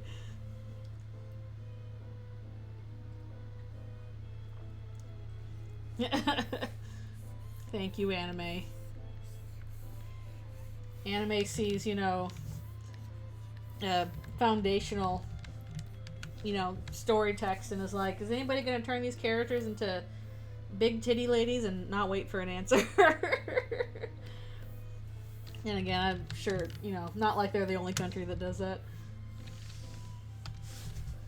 Alright, this is mostly fire. What if we put a bunch of fire and smoke here for a dramatic moment, and I drew that later with a different brush?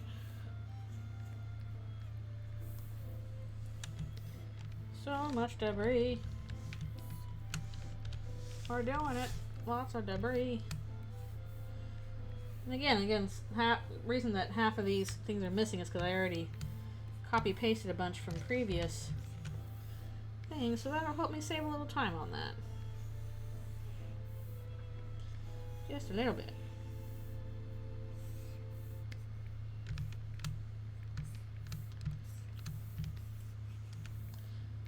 Especially when it comes to background, it's nice to copy-paste things and save time.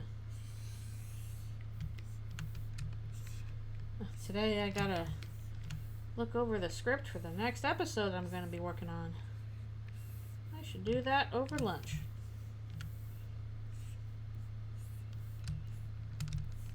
Eat my leftover shrimp pasta and read a script. That's the life. Even though it's nice and sunny outside.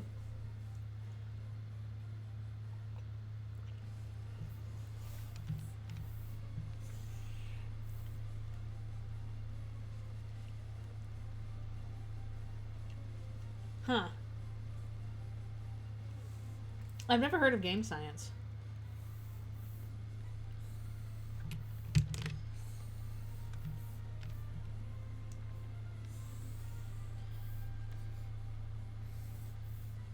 Black Myth Wukong guys? Okay. I don't know that either. So many video games out there I have not played.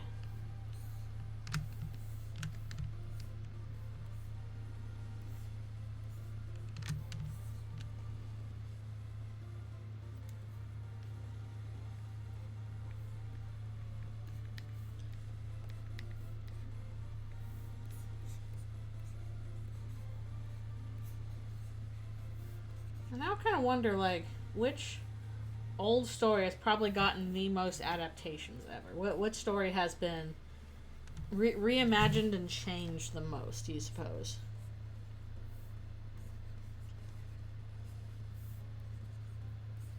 I guess it also depends on what you would count as a... I mean, I guess the Bible, but like that's a bunch of different stories. Like, are we talking about a specific one? Or just the Bible as a whole? Because, like, okay, you know... Yeah, I'm sure there's a lot of popular stories in there that have gotten retold. Like, you know, Noah's Ark's popular, so is parting the Red Sea, you know, Nativity, Crucifixion, probably Jonah and the Whale, Daniel and the Lion's Den, I guess. And, Jericho, those are popular ones. But I'm honestly kind of wondering, I'm like, is any one of those stories gotten more adaptations than, like, say, Romeo and Juliet? And if so, which one?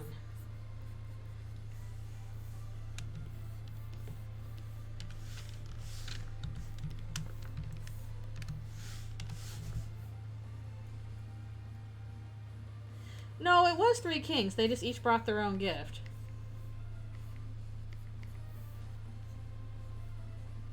Pretty sure, anyway. I need to reread it.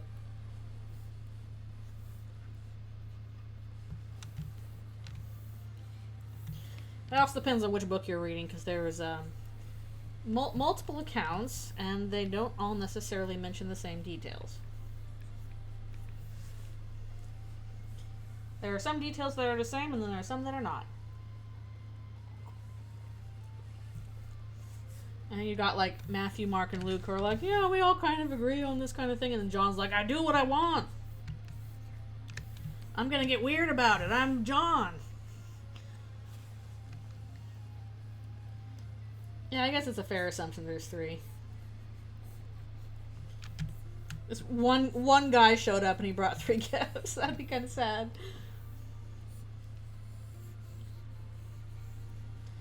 The part I do at least remember is, like, okay, the kings were not there at the birth. They showed up like 2 years later. I think when they were in Egypt and stuff like that. We kind of conflate those two for the sake of time, but they were not actually there like in Bethlehem. The version I heard, the funny version I heard growing up with that song was, "We 3 kings have traveled afar, trying to smoke a rubber cigar. It is loaded, it exploded, boom! We 2 kings of war," and then you keep going on until you've killed all the kings off with the exploding cigar, and then go, "Silent night, holy night." That was the funny. Do they still do that joke, or am I too old for it now? Do they do different jokes with the songs?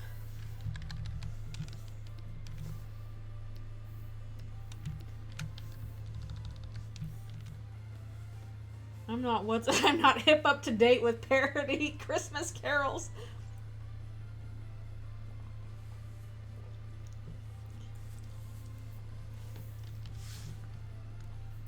Here's a question. In Eldritchrune, you know, the holiday family loves them Christmas. Do they only stick with, like, secular Christmas, or are they, like, delving into religious Christmas songs? Like will they sing, you know, Away in a Manger and stuff like that? Okay, go have a good lunch. Thank you for coming by. I gotta have a lunch when I'm done with this. Noel is in the choir, yes, but even in the choir, like, they're not worshiping, you know, their religion is not Christianity. Their religion is the prophecy and stuff like that. They worship capitalism. They're certainly winning at it. Noel, caviar again? Ew. Also, your reindeer, should you eat caviar? Does that count as meat? Maybe not. Maybe that doesn't count.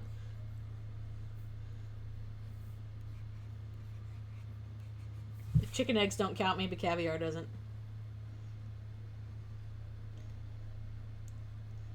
That's kind of cute. That's a cute image. But yeah, if the holidays sing Christmas carols, do they only sing the secular Christmas carols like Jingle Bells? Or will they sing the religious carols? Do they sing God Rest Ye Merry Gentlemen? Or do they change it to God rest ye merry gentle monsters. Let nothing you dismay.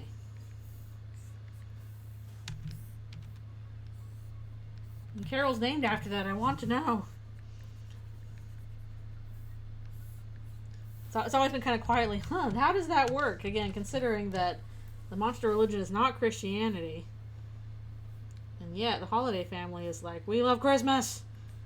A famously religious holiday that is not our religion, but we're going to build our entire family identity around it. Angel, rest ye merry gentle monsters. There we go. They just change all the lyrics to better match their own religion. That's my preferred answer to it. Like, they'll sing all the religious Christmas carols, and then they'll change all the lyrics to, like, match the monster prophecy religion. Which team are you reading this worldwide? The Seahawks? Seahawks are a cool name for a team. Sure, go Seahawks. I don't. Who was the other team that was playing? Again, I don't know much about the Super Bowl. My brother would probably know because he has to work it right now. And I hope he's doing okay, because that's probably a lot of work. Patriots. In that case, yeah, go Seahawks.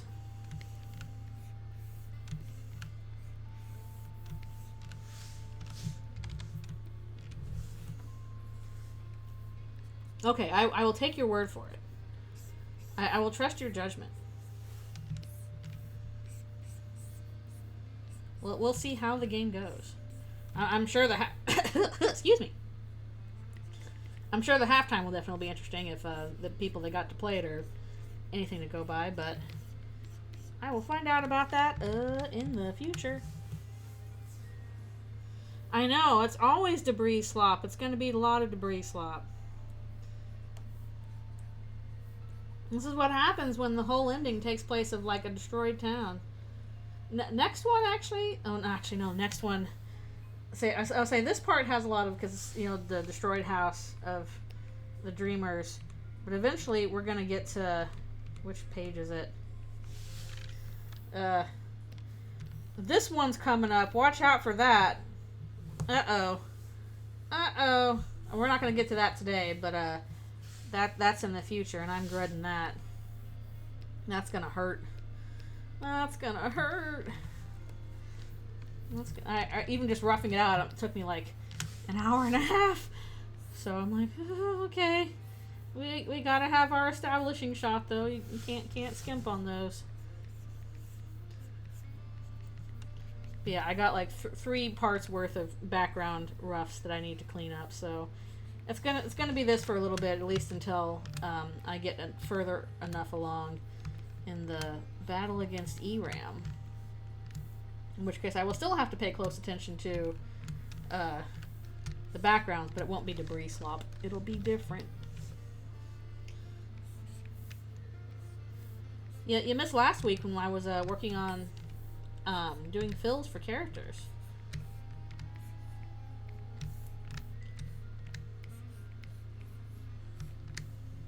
What's this scene about? Well, in this one, we'll be seeing Ralsei meet Toriel and Asgore. So that should be interesting.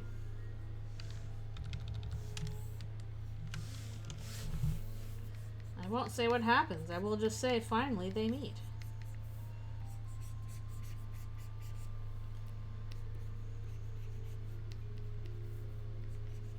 Asriel stays out of the way of it, but he also sees what happens.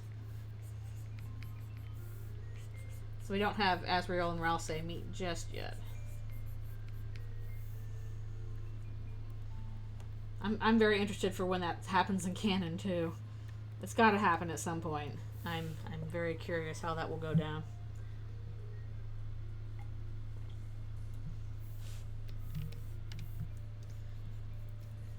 I've got a fun idea for that happening based off of the Chapter 5 ending that I wrote on Tumblr a while back. Like, following up for that for start of Chapter 6, but that's for another day. Good grief. Imagine if he did, because, like Chris has already pointed out, no, they're not the same. They look a little different. If Asgore mistakes Ralsei for Asriel, I don't know. I kind of feel like Rousey might be a little upset about that. Like, he likes his face. He likes the fact that he looks like the way he does, but I don't know. I think it might be extremely awkward and kind of uncomfortable and make him unhappy if Asgore just believed he was Azrael. It would be sad, but also in character. But it's also like, Asgore, you don't even recognize your own son? My dude. Especially since, like, Azrael's in college. He's older. The interesting thing about Rousey is that he looks like the same age as Chris. So if Asgore can't pick up on that, I'm like, my dude, were you not paying attention? What's going on?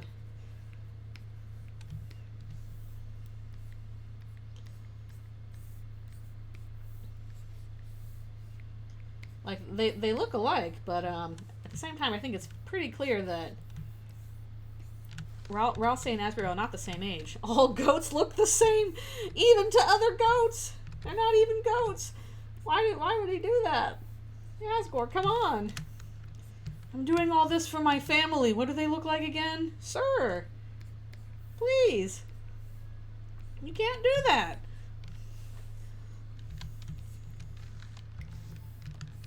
Gosh, we'll see how that turns out. I am a little nervous about it. We'll see how it goes. Cop moment. No. No. Sir, that is your child. That is your son who you raised for however many years. Come on. Get it together. Get it together.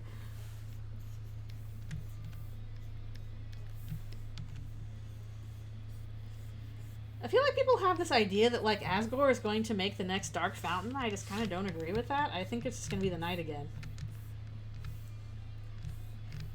I feel like if Asgore made it, then that would, it would be a very different looking Dark World.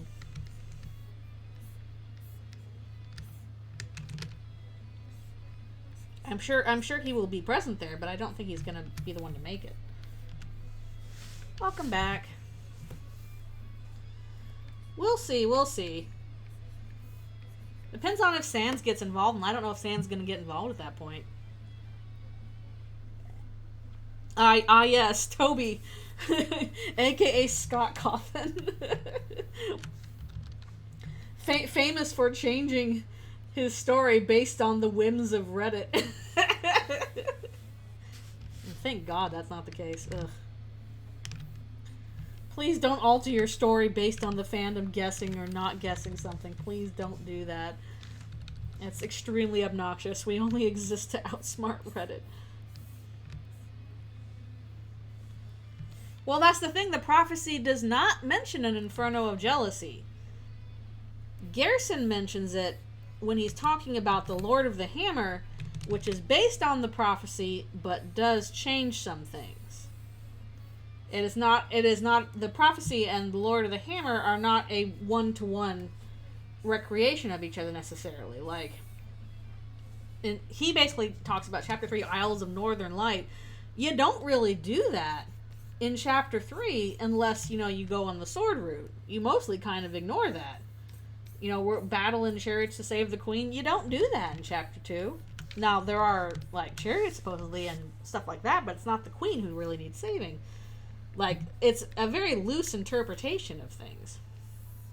Some people are like, oh, Asgore's going to be super jealous and burn down, the shop's going to burn down. We don't know that, because that's not what the prophecy said. That's what Lord of the Hammer said.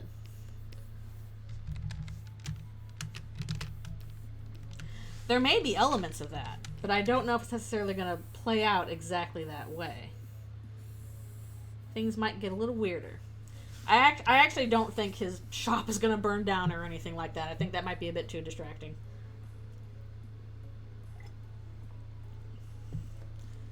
Oh, that's so funny. Perfect. Yeah, those are the perfect accents for them. I don't know. I'm not quite convinced there'll be a fire in his shop, mostly because, like, I mean, it could happen. It certainly could happen. I won't rule it out. I feel like that might be a little bit distracting. Because we also got festival stuff to deal with, and, like, if we have a shop burning down, that might draw people's attention kind of thing. Yeah, maybe fire will play an element, But I don't think his, like, everything's gonna burn down. The conspiracy board might burn down? Okay, that I can see, yes. I can see something small burning. Not the whole shop, but like something like that, yeah. That seems plausible. Chris don't like that thing anyway. Also, I'm glad you enjoyed the new Eldritchrune chapter. It was fun to work on. I'm glad you liked it. Oh my goodness. I'm so tired of power scaling. I'm so tired of it. I guess I just don't see the appeal to it. I mean, heck, like, even in, Dragon Blazers is basically AU fanfic. Even in regards to, like, the half-human Susie thing, like, I've seen people being like, oh, this is how Susie, has enough determination to make a fountain because of human half. And I'm like, no, that's not necessary. I don't think the fact that Susie has determination is a question that needs answering. I think that's just how she is. That's just the kind of person she is. She doesn't need, like, an in-universe excuse to be like, how does she defeat the meta stuff? I'm like, that's just what she does. I'm less worried about, like, it being a power scaling thing as, like, okay, I want this as an explanation for, like, why does she talk about herself the way she does? Why does she refuse to say anything about her parents? Why did she bully Chris at first? I want this in terms of, like, a little bit more world building for the world. And also just, like, explaining a bit more of, like, who Susie is as a person, not why she can do the things she does. I don't think that's necessary.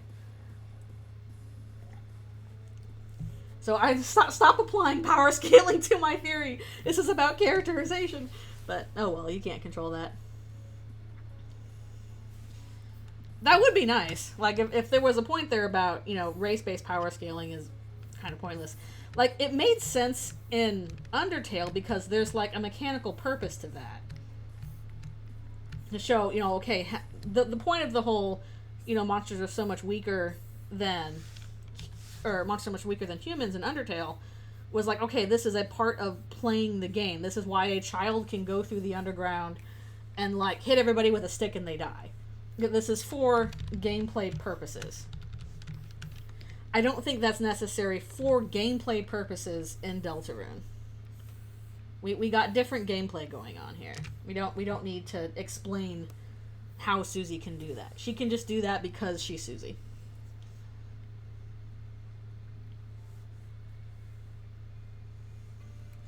Oh yeah, what I don't think that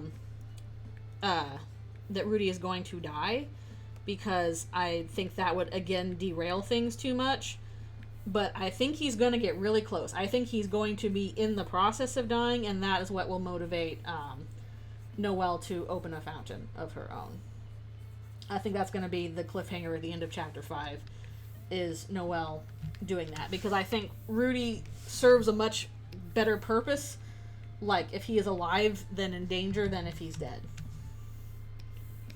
So I don't think he will die, but I think he will be in serious danger. Fallen down state, however that applies in Deltarune, sure. Which I guess Birdley is technically in on the weird route. Alright, I'm doing my stretch break.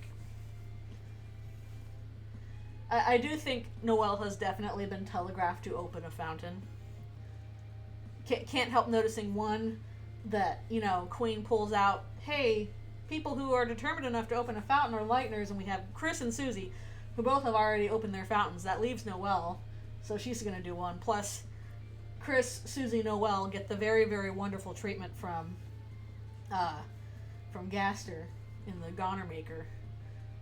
So I think those are going to be our 3 characters that open their own fountains aside from the Knight.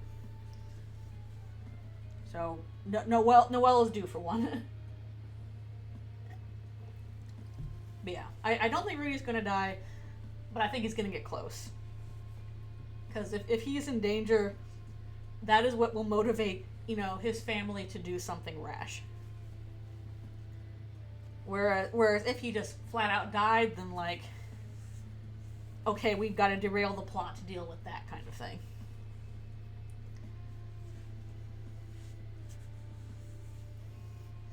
Yeah, for sure. I don't know if you read, like, my fanfic of how I think Chapter 5 will end, but At least in normal route, I don't really have good ideas for the weird route enough to write stuff out, but my little fanfic summary is basically that, like, Susie accidentally lets it slip during their date that, oh, by the way, that other Ferris wheel ride was real.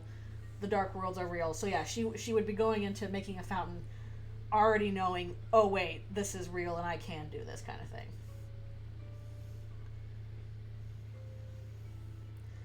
And yeah, her reaction will be interesting. It could be, because that is a big thing that Susie is keeping from Noelle, and I think that's going to come back and bite her big time.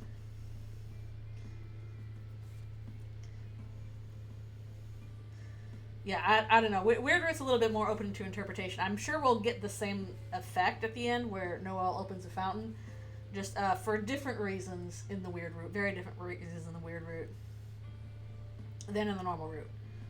But either way, that's my prediction for how Chapter 5 is ending. Basically, cliffhanger ending of Noelle making a fountain in the festival, outdoors in the festival, and then stuff goes down. Yeah, same ending, different ways to get there. Different paths, but still going to that particular point.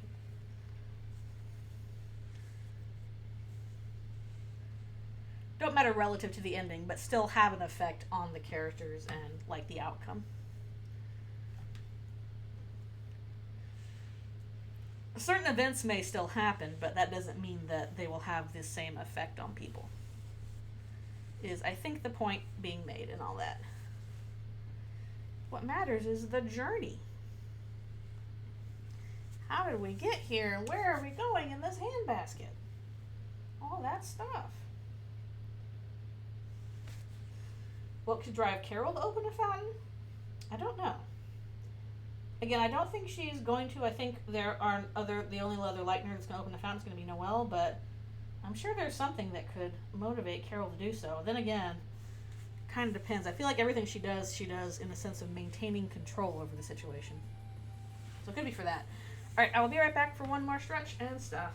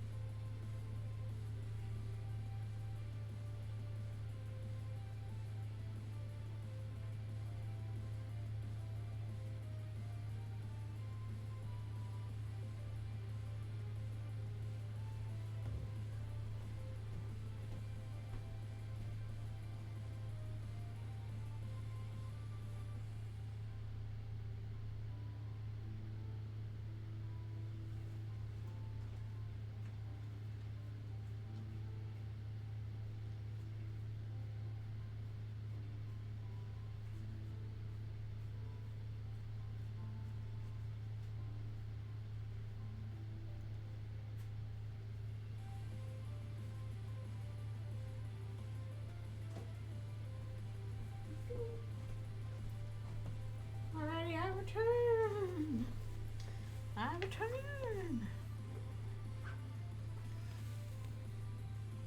Whoop.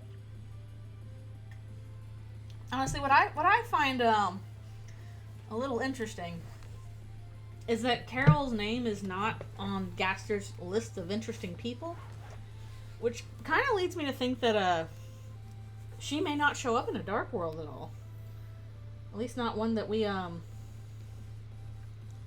spend any good amount of time in. I think she might just be a light world antagonist.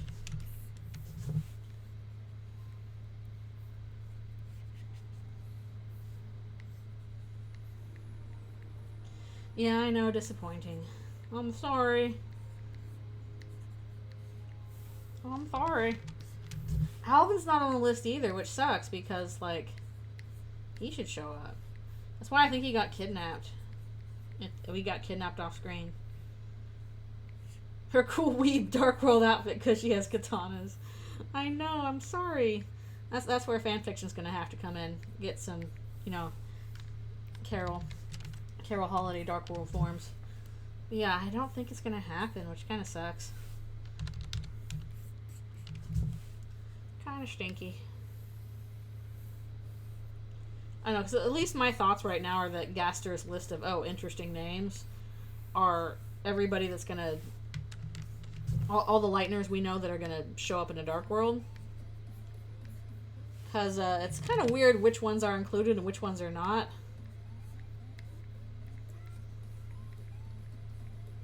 Like we have all the main Undertale characters included. But we have Garrison, but not Alvin. Rudy, but not Carol. It's kind of like, huh.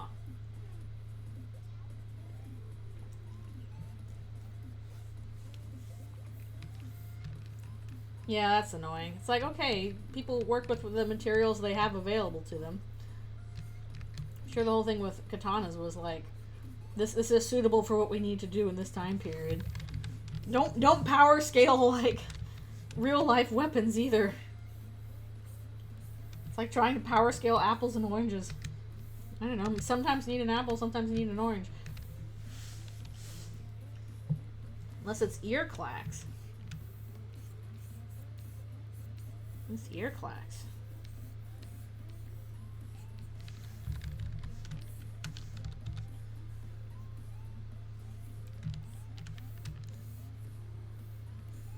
I've not heard that.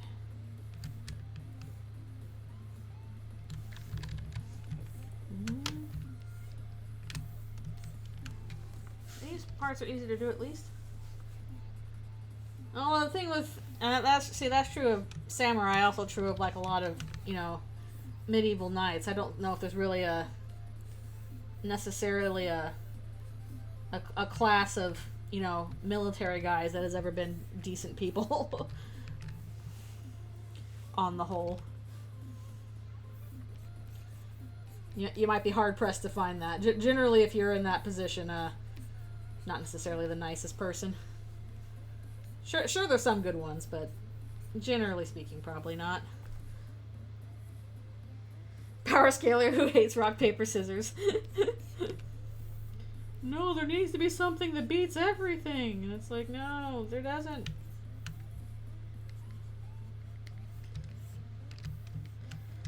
That's why I don't understand power scaling as like a thing when like I prefer like a rock, paper, scissors kind of setup where, what is the best things to use in a situation depends on the circumstances.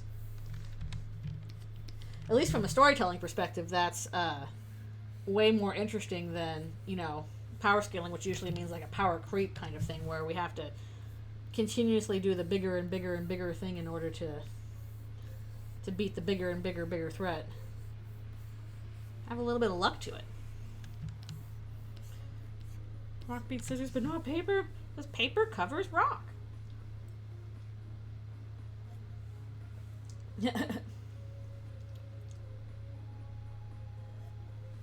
Nope.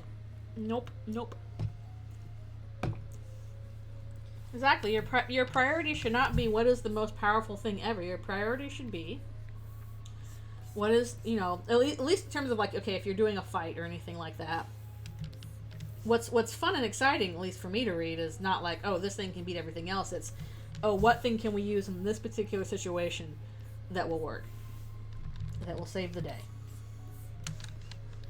Because it might be not what you expect, and then that's fun. Ooh, strawberry cake batter cookies. Yum, yum, yum, yum, yum. Yum, yum, yum. I want to make a cake. I haven't had a cake in forever. I want to have a cake. Yeah, Rock just has an app. Rock can't do anything.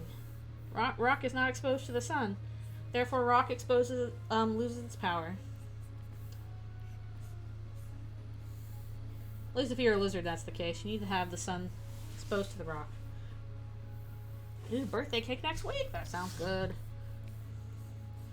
That sounds fantabulous. Wish I had a bigger kitchen, then I could bake cake more. My kitchen's so small. Yeah, but even when you play rock, paper, scissors, lizard, Spock, like that's just expanding the options in terms of like who can beat what. But it's still a sense of like, okay, luck based, and there is not one that is more powerful than another. each one still has its strengths and weaknesses. Like that's why Pokemon is. I think that's one of the reasons why Pokemon has done so well. It's combined, hey, I want to collect a cool critter that's cool, and also when you want to battle them, you still have to think about strategy in terms of what's best for the situation. Hello, hello. Thank you for coming. Thank you, thank you. Yeah, exactly. Doing any kind of like fight thing in stories that has it like balanced, that's challenging. I think it's a lot easier to do it, be like, oh, this thing beats everything else. This is the winner. So having to, write or design any kind of like battle wherein you are taking a lot of different things into consideration and giving people opportunities to win even when they're not that strong, I think that's difficult and rewarding when you do it right. Yeah, I'm pretty sure that's... Yeah, I haven't played Monster Hunter, but it does seem like that's a pretty popular system in terms of fighting stuff.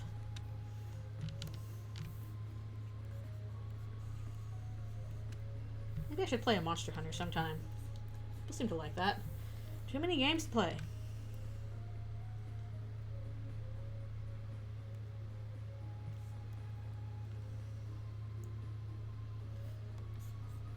And yeah, there's a chance of that. I guess if you want to make rock, paper, scissors more complicated and add like a dice rolling element to it, then you would also have to have like, the paper has to do something to the scissors.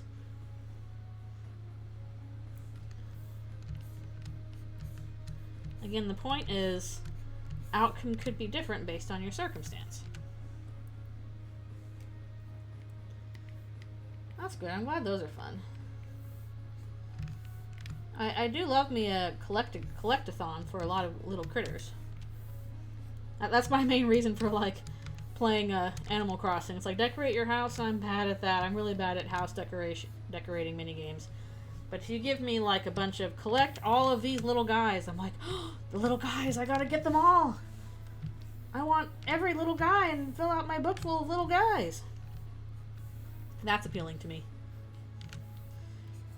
Ooh, yes. Collectathon of little guys, or I guess in Monster Hunter case, big guys, because they're big. Or a lot of them look big. That is true. Roll paper, nothing to mess with.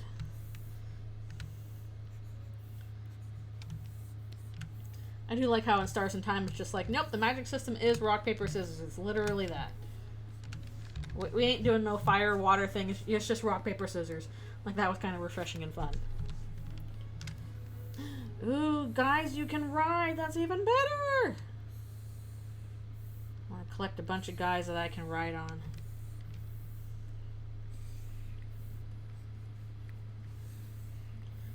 It's not, now you know my gaming weakness. I like to collect a bunch of little guys. Fill out my book with little guys. You can look at them like, check out all the little guys in my book. These are my favorite little guys. And Omni. No, I'm glad that they stuck with it. Where I mean, he they were intimidating enough going to like kaiju mode. I mean, in some sense, they kind of do have like an Omni superpower stuff. Like time magic is and wish magic is way more powerful than like all the other kinds of craft.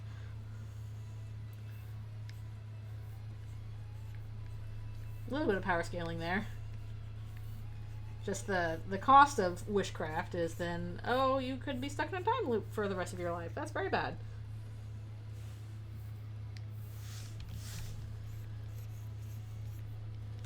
I don't know if I've done much tactical RPGs. Probably would try Final Fantasy Tactics if I did, but mostly because I've done a lot of Final Fantasy. Probably understand that one better. I've never tried a Persona game. Heard those are good.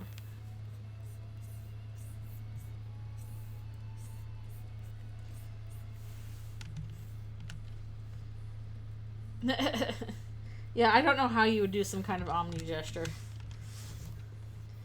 Hello, hello. Thank you for coming. Thank you for joining us for more debris. all debris all the time. Are you ready for lots of planks of wood lying around haphazardly? Because that's what we're doing.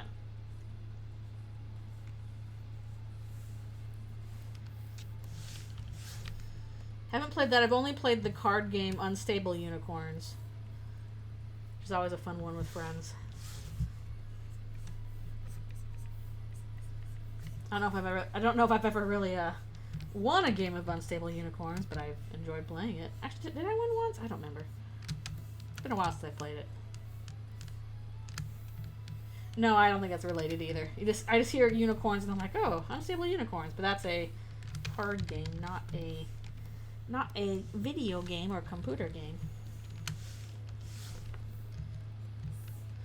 We are tearing through quite a few of these. They're going pretty fast. 1, 2, 3, 4. We're on page 5 of backgrounds out of, I guess, 8. So we're making pretty good progress. What's happening?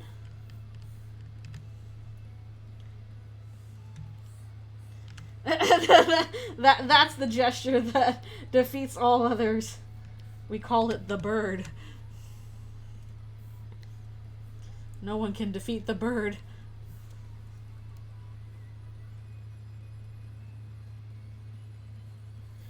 They kind of did that. I think if you do some certain moves with Sifrin, the just attack one is like pretty high end, and it's not necessarily dealt with just scissors damage. It was like you hit really hard, whatever you're hitting. Finger gun can work for an Omni gesture. Yeah, that's true. But I don't think they would know what guns are in that universe. That doesn't seem like they have guns. The gesture was birdly. The birdly gesture.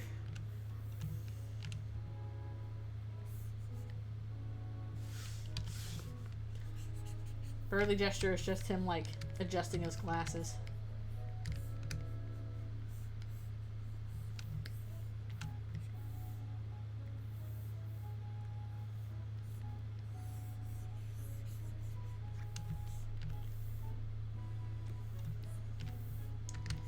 Either way.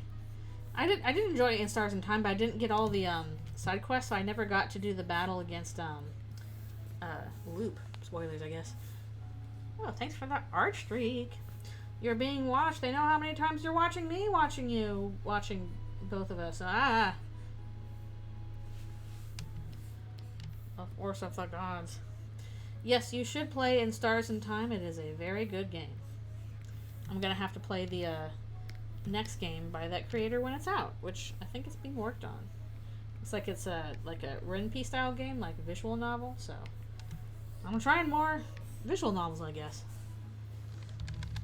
Speaking of, I should try Hatful Boyfriend sometime. That's a pretty big one. Or I guess if I'm talking visual novels, that's you know, Doki Doki Literature Club. That's a popular one, even if I do know the twists in that. Maybe it'd actually be better to play Doki Doki Literature Club after actually playing, like, you know, other visual novels, so that I get a sense of, like, you know, what the genre is normally like. As opposed to being thrown right into the, like, the genre subversion thing. Yeah, like, date everything, stuff like that. It is important to, like, you know, give genres their due.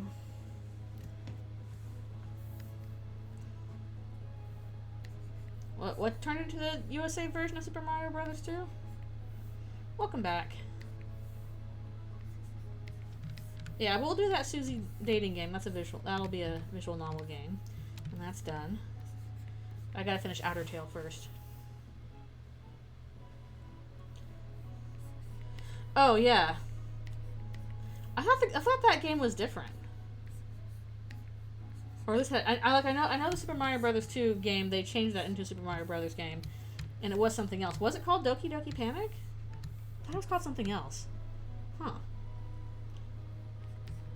Yes, person in my Discord server working on a little fun Susie dating sim. So I promised I would play that when it's done.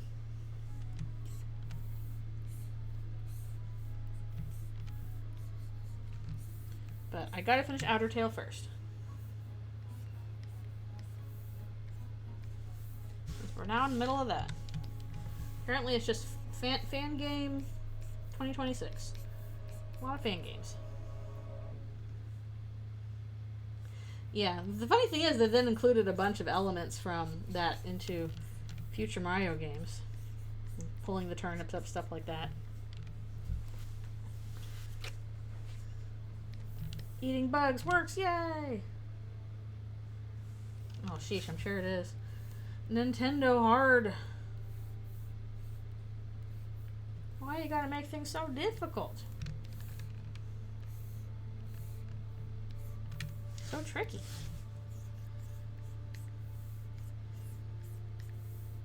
Heck, that's something I should try and do sometime, is like play just some classic Mario games. I didn't play those classic games. I haven't played that many Mario games, actually. Not that many. Played way more Smash Brothers than I did Mario. I am excited for Yoshi because I love me a Yoshi. Like, yay, Yoshi's in a new movie. We get to see my dinosaur guy. So cute. Everyone work on their fan games. It's year of the fan games. True. Fan games everywhere. Fan fiction also okay. Everyone get more weird about your art and your fan game. Do it right now.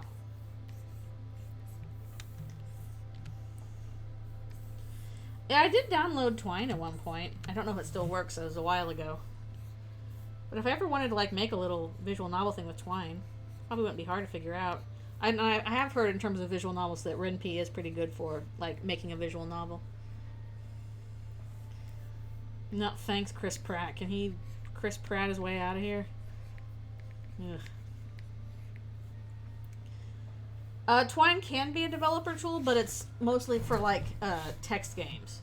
It's basically just for writing like, you know, branching path stories. I think RenP is a little bit better for like making an actual visual novel, since I think it's supposed to integrate like the actual visuals more. But Twine you can just like do branching path narratives with that. Oh, I am using Storyboard Pro because this is good for backgrounds. It's really easy to do like straight lines with this as opposed to Photoshop where it's harder. If you add new brushes, basically go to, I think it's, you see over here my presets. See this little plus thing? That lets you create a new brush preset. And then you can change the presets by going into, should be a place I can, okay, you can change the presets. Alright, sorry, this jumped to my other screen. Let me show that. Come over here. Come over here. Basically, here's your brush presets. You can change smoothing, transparency, dual tip, etc., etc. All that. Like, I made myself this kind of brush because I like a little bit of like pencil roughness to my brush in Storyboard Pro as opposed to just, you know, the regular smooth brush. Not hard to do, but yeah, that's how you do it. I don't know if you can like import Photoshop brushes or anything, but you can just tweak things around. It has a lot of the same options as Photoshop, and make some brushes you like.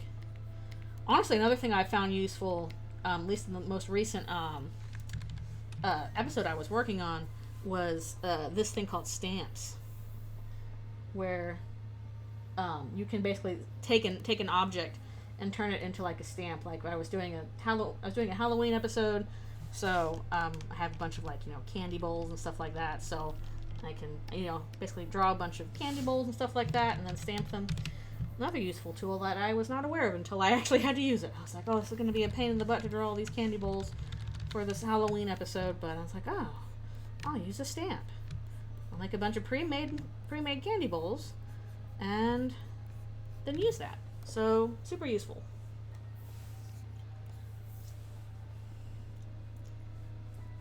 Oh, choose your own adventures? Yeah, those are fun. You ever do monthly Patreon sketches? I don't usually. I can sometime. I know I need to post those actually. I'm a little behind because I haven't gotten that many. But maybe I'll work on that today actually. I've got like one more Patreon sketch I need to do, and then I can post those because I haven't gotten that many responses this month. But no, I don't usually do commissions or Patreon sketches on stream, but I could in the future if people want me to, perhaps. I'm not completely opposed to the idea. I just usually, when I'm doing streams, I like to work on my own stuff rather than stuff for somebody else. Sometimes, like, I would have to, like, ask, hey, are you okay with me doing this on stream, kind of thing.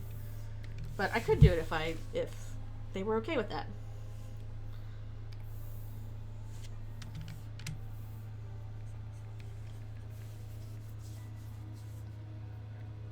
So basically, not impossible. I would just have to ask first, hey, can you put this on stream? But thank you for reminding me that I actually do need to do, I think I've got like one more Patreon sketch to do. I can do that later today and then get those up. So I know we're a little ways into the month. I gotta do that. Got a couple of them already done. I tend to like do all of them that I can and then post them all at once. So watch out for that soon. Did we get everything on this one? I think so. Oh, that's a long game. Good grief. Sheesh. 120 hours. Okay, done with that. You're tearing through this. Also, when is my break again? I think I've got a little ways to go.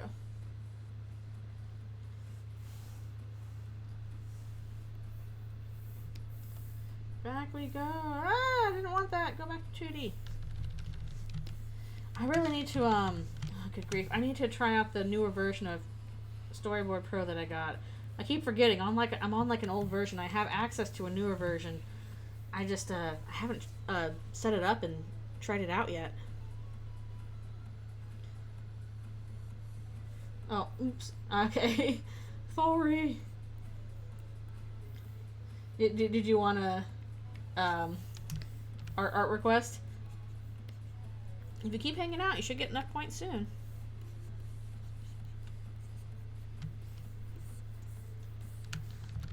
Also, if you even just, lurk in the game streams, that'll get you some points for art ones.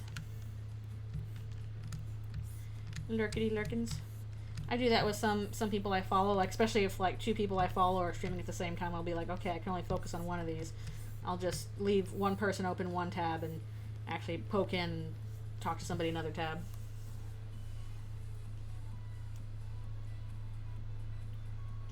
Ooh, I didn't read much Goosebumps. They pulled your brains out.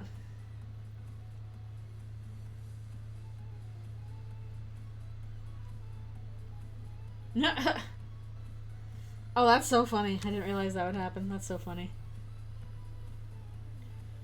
Oh no! Oh, Chris. No, developed a fear of water. Hydrophobia. Chris, you can't do that. You have to drink water. It's important. Most water isn't, filled with horrible, vengeful elementals that want to kill you forever. Oh, okay. Yeah, time zone stuff. That happens. Get your rabies shots. They didn't have rabies shots back then. It was in medieval times. They didn't invent vaccines yet. Oh, I'm so glad I live when there's vaccines. So I'm so glad I live at a time when like running water is available to me, and like, if you get diarrhea, it probably won't kill you. Like that's what killed most people throughout history.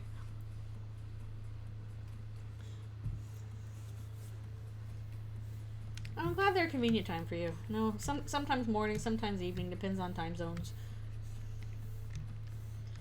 Depends on how those goes. Those primitives didn't have Wi-Fi?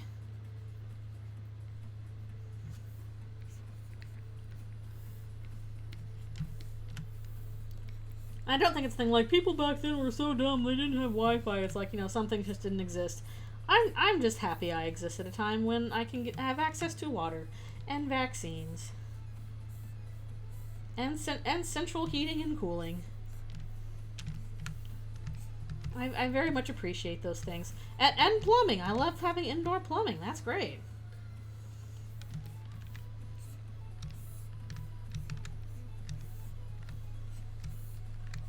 There are many advantages to living nowadays. Hopefully they will increase in the future. At least we can cross our fingers for that.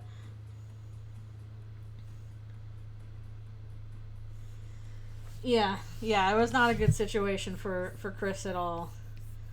That's probably going to be my most brutal death for them, I think. It's because that kept happening over and over.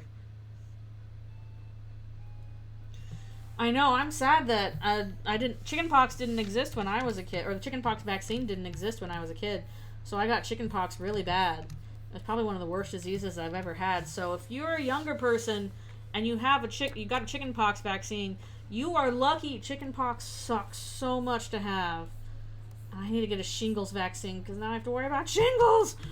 Ah. Ugh. Yeah, chickenpox sucks so bad. Oh my gosh. Again, I couldn't eat for like 2 days. They were down my throat. They left some scars on me. I haven't gotten a shingles vaccine. I asked my doctor about it, and he's like, oh no, you don't need to do that until you're 50. I'm not 50 yet. But I'm kind of like, but I think I might get shingles anyway. What if I get it before 50? I want it now. But I'm trying to listen to my doctor. But I did ask him. If I could get a shingles vaccine, and he said, no. My doctor told me 50. So, it is the kind of thing that kicks in when you're an adult. But I am kind of a little anxious about the fact that I'm in my 40s now, and I had a really bad case of chickenpox. I do not want shingles at all. So, but I don't know. That's what the doctor said. He said, ask again at 50.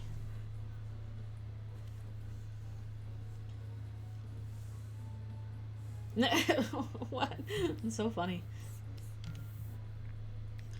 Yeah, 48 is probably close enough. Yeah, seriously. Or like if you're diabetic, oh my goodness. Modern medicine, lifesaver. Thank you, Louis Pasteur and everybody else who like pasteurized milk and gave us, penicillin and all that stuff. Thank goodness. We actually have improved life. Oh yeah, 40s are great. I have no complaints about my 40s aside from the fact that, stupid things happen to your body, like my foot now hurting, and I probably am going to have to use a chair to get around the convention next week because I'm trying to let my foot heal.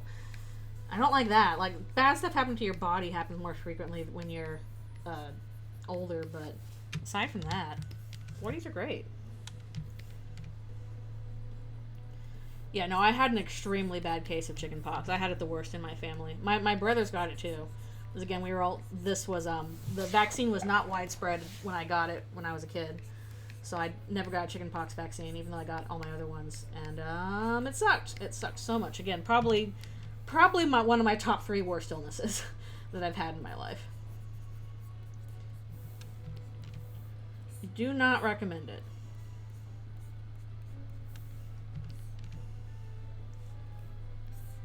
I was very sick and very miserable. Yeah, again, I think the vaccine was kind of like underway. They were still testing it and stuff, but they did not start, like, it did not become widespread, like, I think until 1995, which was the year I got chickenpox. Like that is when they started adding it to, like, kids' regular vaccine schedules, was like, I think mid-90s. And that's when I got chickenpox. So I did not get vaccinated as a little kid. So thank God that exists now. Chickenpox is crappy.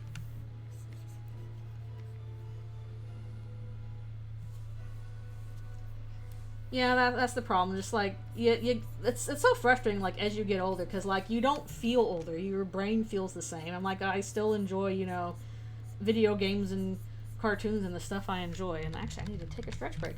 That's another thing. Like, get older and you can't draw endlessly. You got to do your stretch breaks. No, get your chickenpox vaccine. It sucks so bad. TB. I think that's lifelong. I think TB lasts your entire life. The one that you'd have to get, the one you have to re-up every 10 years, I believe, is tetanus. You got to get a tetanus shot about every 10 years. I did not know this. But that one you have to re-up. And also, apparently, measles is good for the rest of your life, as long as you got it, I think, within a certain stretch of decades. Like, it's good for life. Because I asked my doctor about that too, because I'm like, oh, there's measles cases jumping up, and I'm going to the States soon. Should I get a measles booster? And he's like, no, if you got it during, regular childhood vaccinations, you should be fine for your life. So I'm like, okie dokie. Yeah, that's the other thing I'm expecting. I'm probably going to need glasses at some point in my life, because both my parents have glasses. I spend all day looking at a screen. I'm just waiting for the moment where I'm like, I'm not going to be able to see something important. I'm going to have to get glasses. Like, right now, I'm still fine. Like, if I look out the window, I can pretty clearly see things that are, 20 feet away or whatever. But I'm waiting for the day when I'm going to need glasses. I feel like it's got to happen. Because, again, both my parents need glasses, at least to read. No, don't do that. Measles is so much worse. Like, chickenpox is bad. Measles is way worse. You can't do that. You really need a measles vaccine.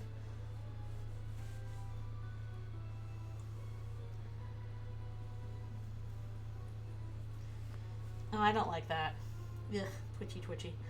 Yeah, no, as I've gotten older, I've been like, I'm getting all kinds of weird little problems in the body. Is that like a normal part of aging, or is it something I'm supposed to worry about? I don't know.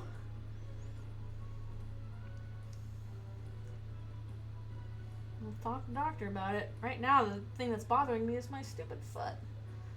I went yesterday and I got some house slippers since I didn't have any, and then I also got one of those little like pads for the ball of your foot, because that's the part that's hurting. So I'm hoping if I have a bunch of cushioning there, that'll help. The doctor said it'll get better, but you gotta be tender with it. So I'm trying. I want my foot to get better. I don't even know how I got injured. It's just like suddenly, whoop, you hurt it. You hurt it somehow. That's good. That's good that your eyesight hasn't gotten any worse. Well, sometimes you need glasses from a young age, and sometimes you get older and you need it. Actually, I'm kind of expecting my hearing to go in the future. That's one I worry about. I worry I'm going to need when I'm old, I'm probably going to need hearing aids. All right, I will be right back for one more stretch, and then we will do one more session.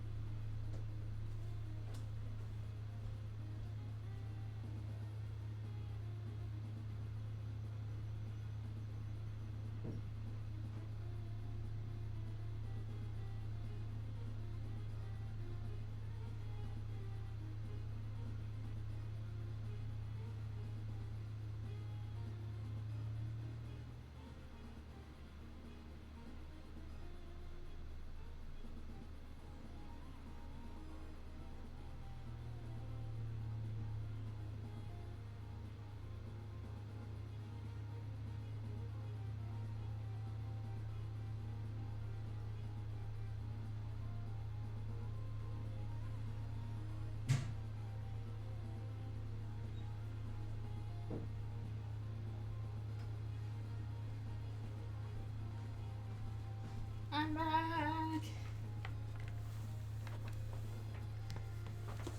Ugh. Oh no, neck stuff. That's the worst. I hate that.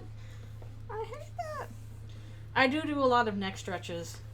I stretch, like, usually when I'm stretching my wrists, I also get up and stretch my neck, which is good because, one, all that stuff is connected, and two, kind of helps fend off that thing where, like, you sleep on your neck wrong and then it's just unbearable pain. I really hate the fact that, like, especially as you get older, it's like, what caused this injury? Well, I slept wrong. Something I had no control over whatsoever. I just slept wrong, and now everything's a problem. It's so stupid.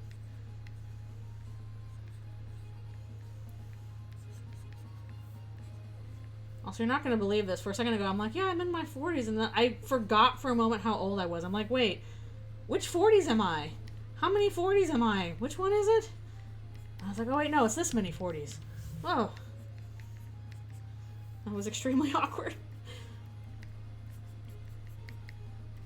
That's one thing I miss about childhood is, like, when you're a little kid, birthdays, you know, they're a big deal, and you do stuff with all your friends, and you get cool presents and stuff, and then as you get older, birthdays stop being a big deal. At least as big a deal. I guess you can make them as big a deal as you want, but not quite the same as when you're a kid.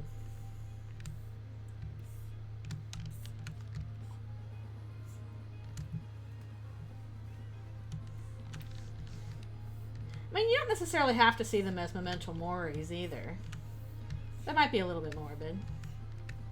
You can see it as like a celebration of, hey, you made it another year around the sun. That's an accomplishment.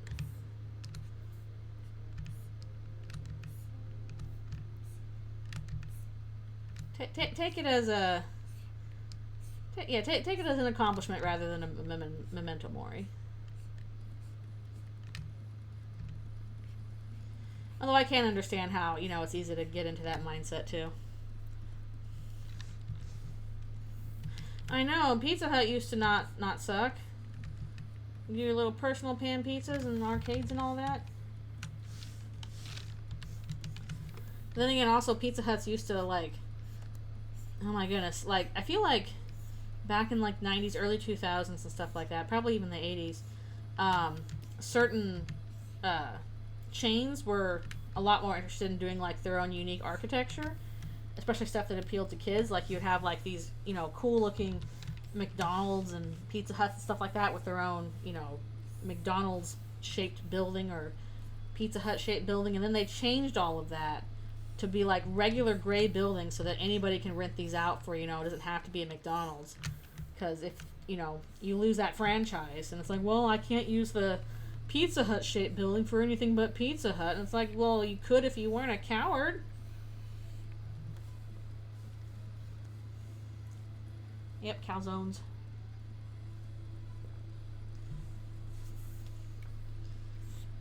I don't have any plans for my birthday, though. Lately I've started, like, going swimming on my birthday, and that's been kind of fun. Maybe I'll do that again this year. Pezza Cottage. Your one place for a steaming hot piece of pezza. There's no I in pizza. Yes, there is! You just took it out! What's the deal with ICE, man? It's gonna come back and get us. Something about that weird creature. Creepy mascot.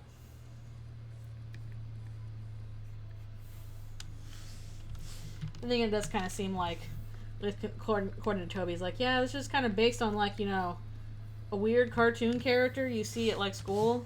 It's like, yeah, those did kind of exist, didn't they? Yeah, the Pizza Huts had, like, that awesome red roof that kind of extended outwards. The true secret boss when you get all the shadow crystals. I already dread this battle.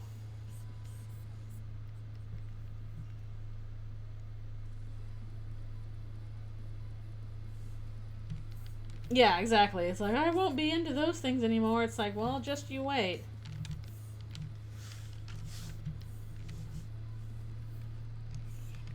My only advice for getting older is that, like, okay, you can still like video games and cartoons and all that. Nobody's stopping you from that. But also make sure you expand your media palette, too.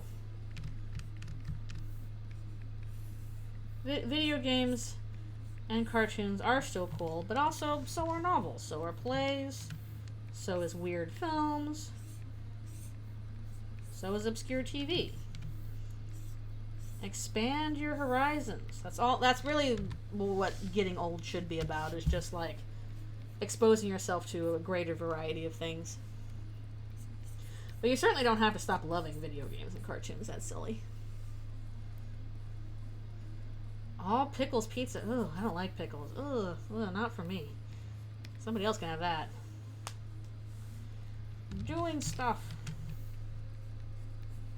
It's like a different doorknob than I drew previously. Oh well. Hoping nobody will notice. Exactly. We should all strive to be Garrison as we get older. I'm old. Garrison, the ideal of getting old. We get to just like jump into people's battles and hand out candy.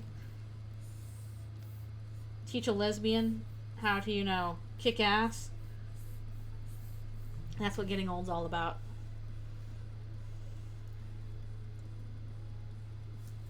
Are you winning, kids? Yeah, I don't begrudge people who are really big into Disney, but as I've gotten older, it's like it's harder to separate, like, you know, the art of Disney, in which is so many like extremely talented people creating great art, and just like that getting absolutely blasted to pieces by a mega corporation that owns, you know, I don't know, a quarter of our economy or something, and seeing how it treats its workers. And it's like, well, this isn't really fun anymore. I ain't having fun with your characters, Disney, because you treat people who actually, like, work hard to bring them to life so bad.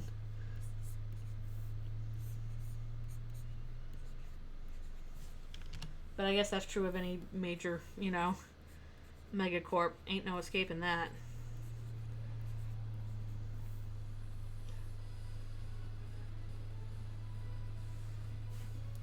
Exactly. Find what joy you can. There is no shame in joy. Yeah, they got rid of Disney stores. I used to love going to those. They might still have some, but not nearly as common as they used to be.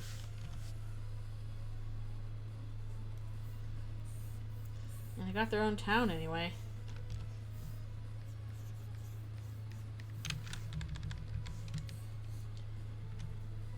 Reef wrecked houses, so much debris. Heck, when I was growing up, there was one of those rare, good grief, what was it? I think it wasn't like Disney Quest, but it was supposed to be like Disney's answer to like Chuck E. Cheese, and that it was like a big, you know, play center, and it was designed to like host birthdays and stuff like that, and have like arcades and animatronics and et cetera, you know, pizza and games, whatever. It was like a Disney themed one of those. They were trying to soft launch it, and I lived where one of those locations was going on, and we were always like, oh, we should try and go to this, you know, kind of, you know, Disney Center thing. It did not last. It closed. Kind of, yeah, it could have been a Five Nights at Disney's thing. Again, I don't remember what it was called, but it was basically like a Disney's answer to Chuck E. Cheese, kind of like, you know, pizza and games and birthday center. Yeah. Houses are just Susie's goldfish cracker boxes. Yeah, just break into those. Get the tasty treats inside.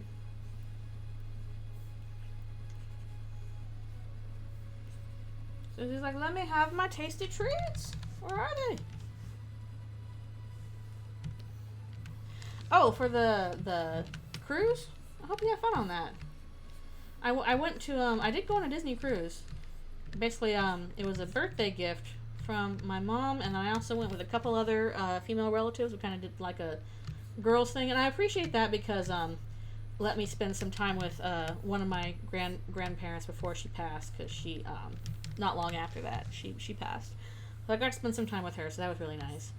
And otherwise, it was fun. I don't know if I would do it again, to be honest, especially in a post-COVID world, but it was a fun experience. How many goldfish crackers would it take to satisfy Eldritchrune and Susie? All of them. All of the goldfish crackers in the world, and probably some other ones. We would need that many for Susie. There may not be enough goldfish crackers for her, actually. She should bat around the pumpkin with treats like a zoo animal. Enrichment! She needs some enrichment. We all need enrichment. The world may never know. Yeah, probably we would take all the Tootsie Pops in the world in order to fill her up too. But there might not be enough.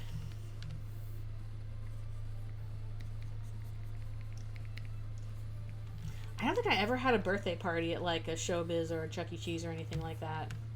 We did have Discovery Zone. Discovery Zone was cool. That was kind of more of a Chuck E. Cheese sort of thing, but it was also kind of more intended for like, you know, active play than sit around and eat pizza and have a birthday kind of thing. It was more, this is for climbing around all the tubes and everything smells like socks because, you know, all the kids' shoes are off in order to climb through the tube, so everything is like sock smell.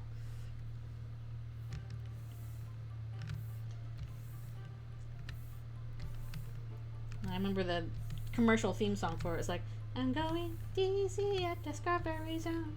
Discover what I can do on my own. Do they still have Discovery Zone? Or is that dead? Where have you gone, Discovery Zone? Alright, I'm gonna go through and erase all these.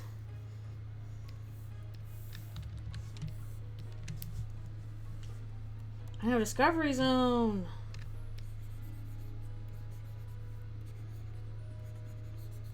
I'm pretty sure we went to Discovery Zone more than we did Chuck E. Cheese just because I think there was one that was a little closer to that and probably was preferable because it was it was encouraging you to be active rather than sit and eat pizza kind of thing. I'm pretty sure they did have snacks like pizza, but again, the emphasis was more on climbing around and doing stuff than sitting and eating and playing arcade games.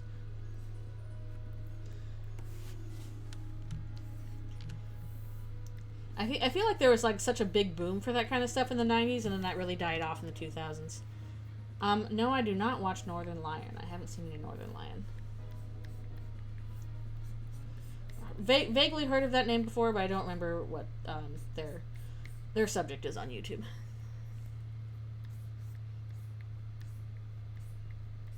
I don't recall.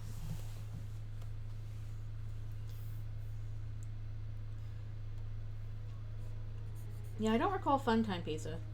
Well, the one that I remember going to a bunch when I was a kid was Round Table Pizza. And it wasn't really like a Chuck E. Cheese style thing. It was actually, I think, kind of intended more for older audiences. Because just the atmosphere was a lot darker, so to speak. But it was like, you know, pizza, soft drinks that you had like with like a party. And then there was like arcade games in the back. You'd go play arcade games. I think it's kind of thing it's like intended for. Oh, thank you so much for the gift subscription. Thank you. I super appreciate that. That's so cool. Thank you.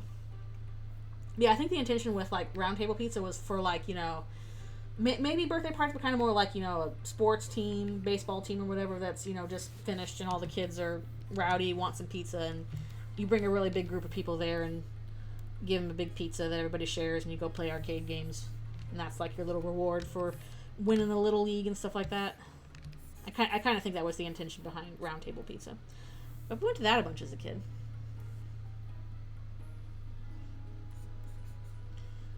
But yes, thank you so much for the gift subscription. You've gifted 11 total. That's crazy. I super appreciate it.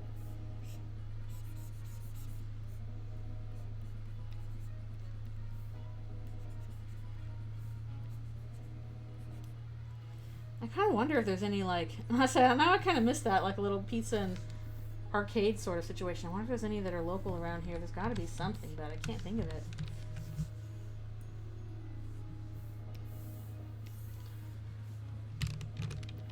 I want a delicious pizza.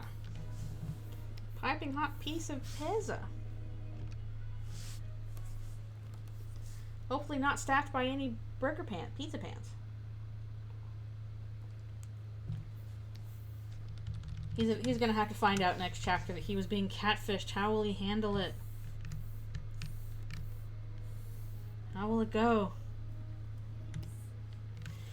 Yeah, that is true. There's a lot more of that. There are like pizza places nearby. Like I ain't starved for pizza at all. But I mean, like, that certain kind of, like, pizza place that, again, has, like, the atmosphere of wanting a bunch of people there and has a bunch of arcades in the back.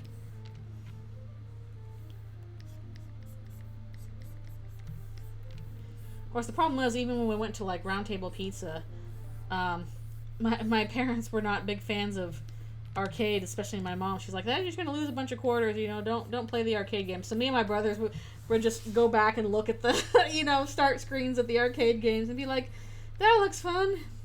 We can't play it because we don't have any quarters, though. Alas, alack. That is true. There are Dave & Buster's. Actually, I wonder if there's Dave & Buster's up here. There probably is, right? If not Dave & Buster's, there's something similar. It's got to be. Oh no, janky little lizard plushie. Oh. Oh. No, it's lose a bunch of quarters because, like, if you don't know how to play the game and you're, like, you know, 9 years old and you try and, you know, play Street Fighter or whatever, you're probably not going to get much further than, like, level 1, and you have to keep trying again and, you know, don't get much. You got to develop skill in the game, and you got to have quarters to spend for that. I will say, thank goodness that, and, like, it's kind of sad that we've lost arcades, but on the other hand, like, what a predatory monetization method. I guess that's always been game. The game has always been like, how can we make money from this in the worst way possible? How can we cheat kids out of money because they enjoy a video game? A long-standing tradition. Ugh.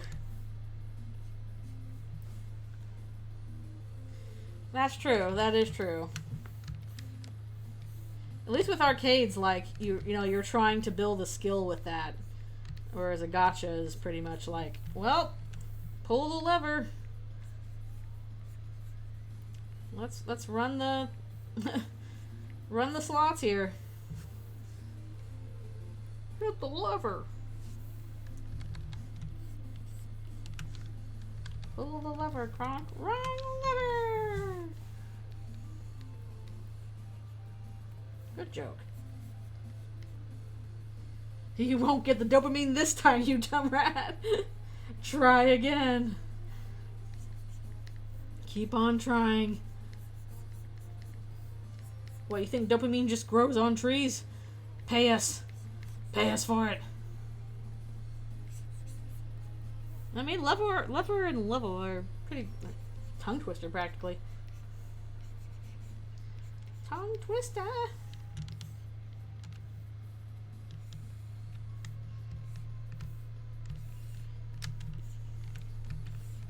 In the future, all of our dopamine is going to be store-bought. They're going to charge us for making our own from our own brains. Oh, I hope it doesn't happen. That's going to suck. Oh, that sucks. I hear sirens outside.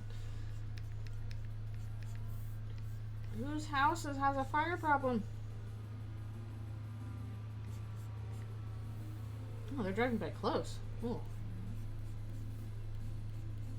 Where are you going? And they're gone. Okay. Not that close, I guess. Get sent to the minus world. Exactly.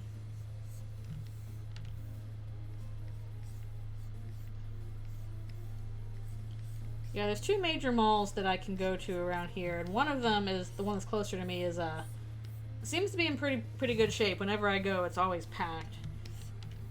The stores are so high end though, I can't afford like getting clothes there. Even though it's like no best place to actually go clothes shopping is right there, and everything's expensive. Oh well, but then the other one, closer to the stadium, is not doing so hot.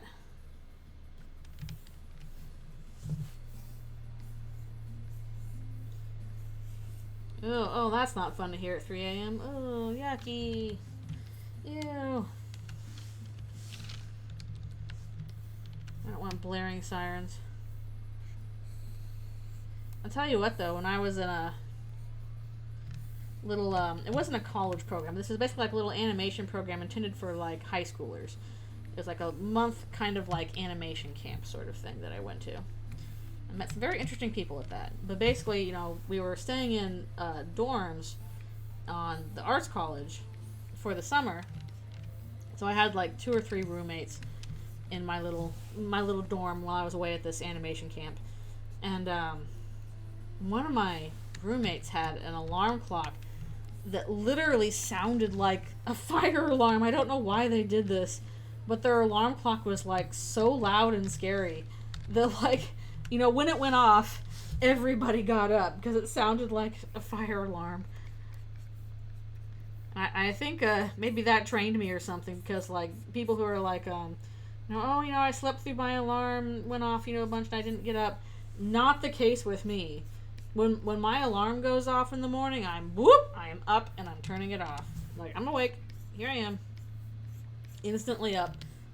I don't even have like a loud alarm on. It's just a regular standard alarm on my phone. But as soon as that goes off, bloop. Why? Because I hate myself. That's why. That must have been it or something. Wouldn't surprise me that much. Whew. I don't know. Maybe there's a little Pavlovian training there where it's like, your alarm's going off in the morning? Get up right the hell now and turn that off.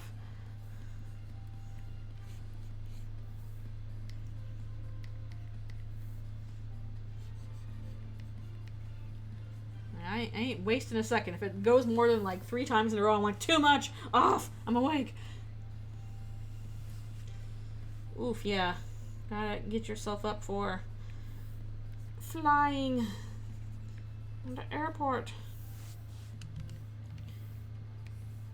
I normally get up at 6, so that's not a problem for me.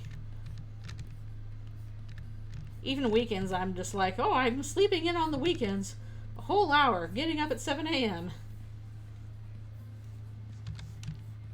But I am a morning person, so that makes logical sense. I also like try and go to bed by like 10:30 or 11 sometimes, but usually I'm in bed by like 10:30, because I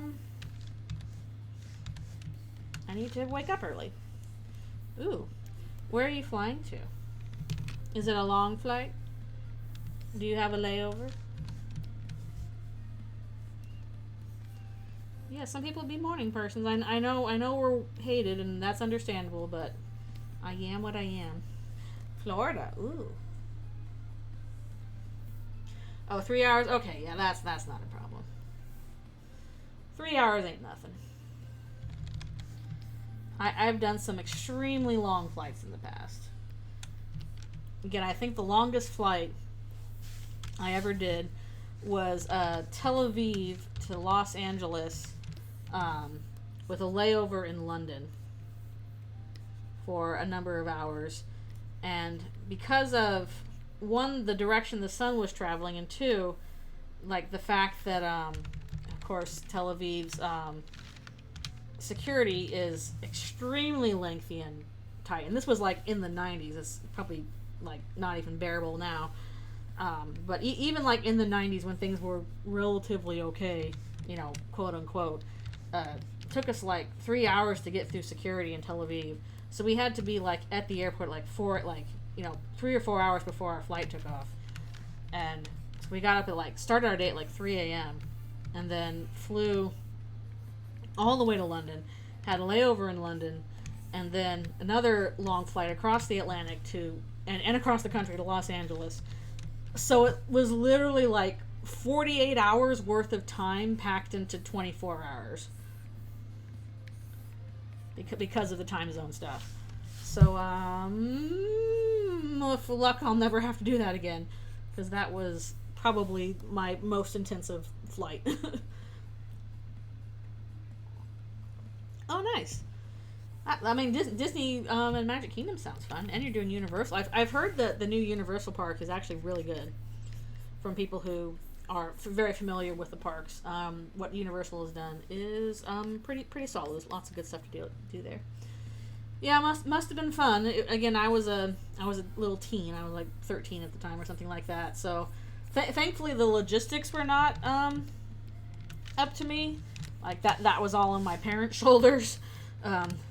Made more difficult by the fact that they had to wrangle not only like their family, but like 40 college students or something like that. That's one of the reasons why our security took so long, because we had to process 50 people, and that was difficult. My parents are well versed in this, very experienced.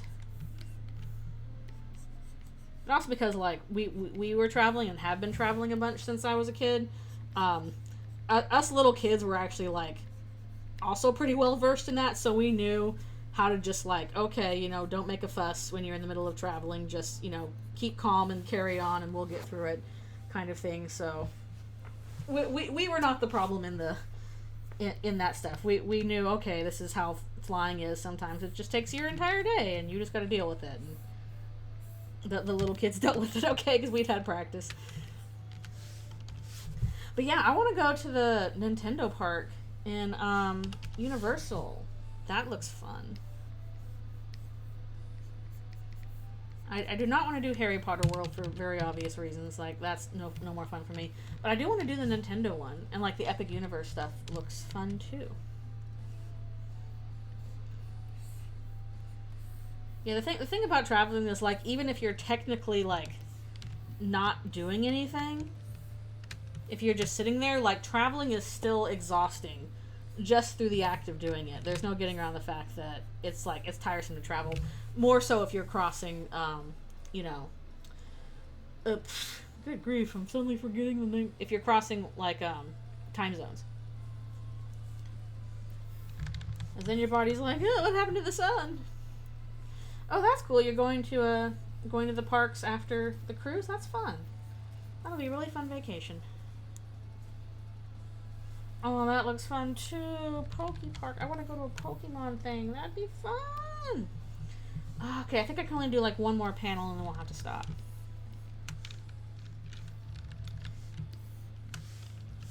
If you're just sticking with the parks, especially if you're staying in a hotel, that's close to Universal and Disney, and you probably don't need a car. There's trams to get around, but otherwise I don't know how Florida's public transit is. I don't know if it's that great.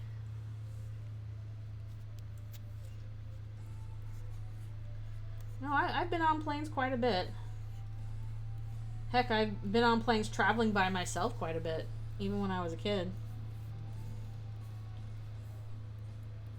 I don't know how much they do this nowadays, but I do remember going on some plane rides by myself when I was, younger than 18, when I was underage. You was kind of expected to do that. I'd like to go to Japan sometime. I'd like to visit. I think that'd be really neat. Well, if I went to a theme park in Japan, I'd like to go to Tokyo Disney Sea. That actually looks really cool. I think it's a different company invests in Tokyo Disney Sea than Disney proper, and they invest quite a bit in it. Yeah, I'd like to go to Japan. There's lots of places I'd like to go. My main problem is I don't like planning travel. So I'm like, I'd like to go there. Somebody else please do the logistics. That's the scary part.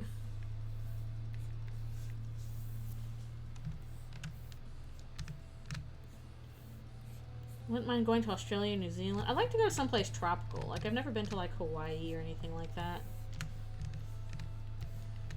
Most of the places I've been to have been kind of cold. I'd like to go someplace nice and warm. Just to visit.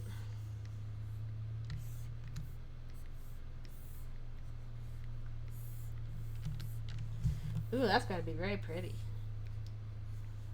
Never been to Bermuda. I've been to Mexico a couple of times, but I've never been to Bermuda or anything like that. That sounds so pretty.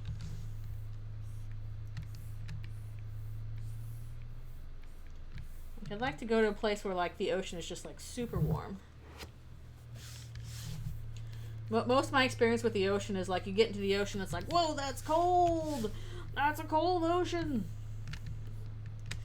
To the point where I think the one time I got warm ocean stuff was when we were staying in Galveston in Texas. So we were swimming in the Gulf of Mexico, and my experience with swimming in the ocean has always been the Pacific, which is very cold, So actually stepping into like the Gulf of Mexico for the first time, I was like, whoa, this is warm. What do you mean the ocean's warm? Whoa, and like blew my mind. You can't have a warm ocean. The ocean is supposed to be freezing cold, and you just deal with it. You just jump into that water expecting to freeze, and then you love it. The ocean is full of motion. That's true. I know. We did go when I was younger. This might have been before oil spills. Although that is true. Now that I think back on it, I'm like, yeah, the water was not very clear in Galveston. It was a little silty. Most of the time, there's a bunch of fish jumping out. Like even in I guess in the Pacific you don't get much fish. You will get kelp though. Like get ready when you go into the ocean in the Pacific Ocean. It's like here's like all the kelp that's gonna wrap around your leg. Get ready for like rubber paper touching your legs in the Pacific. That's normal. Oh, Susie would love it. Yeah. Yeah, Galveston was nice. It was a while ago. A long while ago. I don't know, what would you prefer your ocean to be like? Do you want muddy water or kelp? Then again, like even in the Pacific you couldn't escape like oil stuff. Even though there wasn't like major oil spills and stuff like that, like there'd always be these like patches of black on the sand, and that was from tar. That was from tar that would just wash up on the ocean. So you go and run around in the sand, and then you get back and you're like, oh dang, all this black stuff's all over my feet because you ran through all these tar sands. Yucky. Galveston Beach is disgusting and I love it. I wish my beaches had less tar on them. Oh, nice. Yeah, I did go whale watching once, but I never saw whales. We did see a lot of dolphins, though. I love dolphins. I love it when you see dolphins surfing in, like, the waves. Like, you can kind of see them riding the waves down. Oh, that's so cool. And manatees. Alright, I think this is going to be our last panel, because I'm about out of time. Go see a dolphin, if you can. Love dolphins. I was totally one of those, younger kids that, loved sea life, and you get one of those, like, Wyland posters that, is just ridiculously overcolored. Here's the breaching humpback whales in the sunset with the coral reefs under them, and everything is, like, so sparkly and stuff like that. I loved that stuff when I was a kid. Like, show me that Wyland art. Show me them dolphins breaching, basically like the parody, the original version of that parody. This is what it feels like to spread misinformation on the internet picture, except taking it seriously. Oh, goodness. Goodness gracious. But yes, it is noontime, which means I need to go and get lunch for myself. But I got through quite a few of these. How many pages did we get through? I'm curious. 1, 2, 3, 4. Hello. 1, 2, 3, 4, 5, 6. 6 pages. That's quite good. I'm gonna mark all these as done on my little rainbow pad. Woo! Good to see like what I actually finished and stuff like that. So hooray! Lunchtime is good time. Thank you guys for joining me for more. We're drawing debris all the time, and it's probably going to be more of that next week, because I don't think I'll have anything ready for the next Eldritchrune part by then, so it'll be more background work. But really good progress. Thank you guys so much for hanging out with me and for following or subscribing and listening to me talk about silly things like the Olympics and whatever. But yeah, I hope you guys have a wonderful day. I should do more Outer Tale on Friday, and then again, hopefully more of this next week. Alright, I will see you all next time. Alrighty, see you later.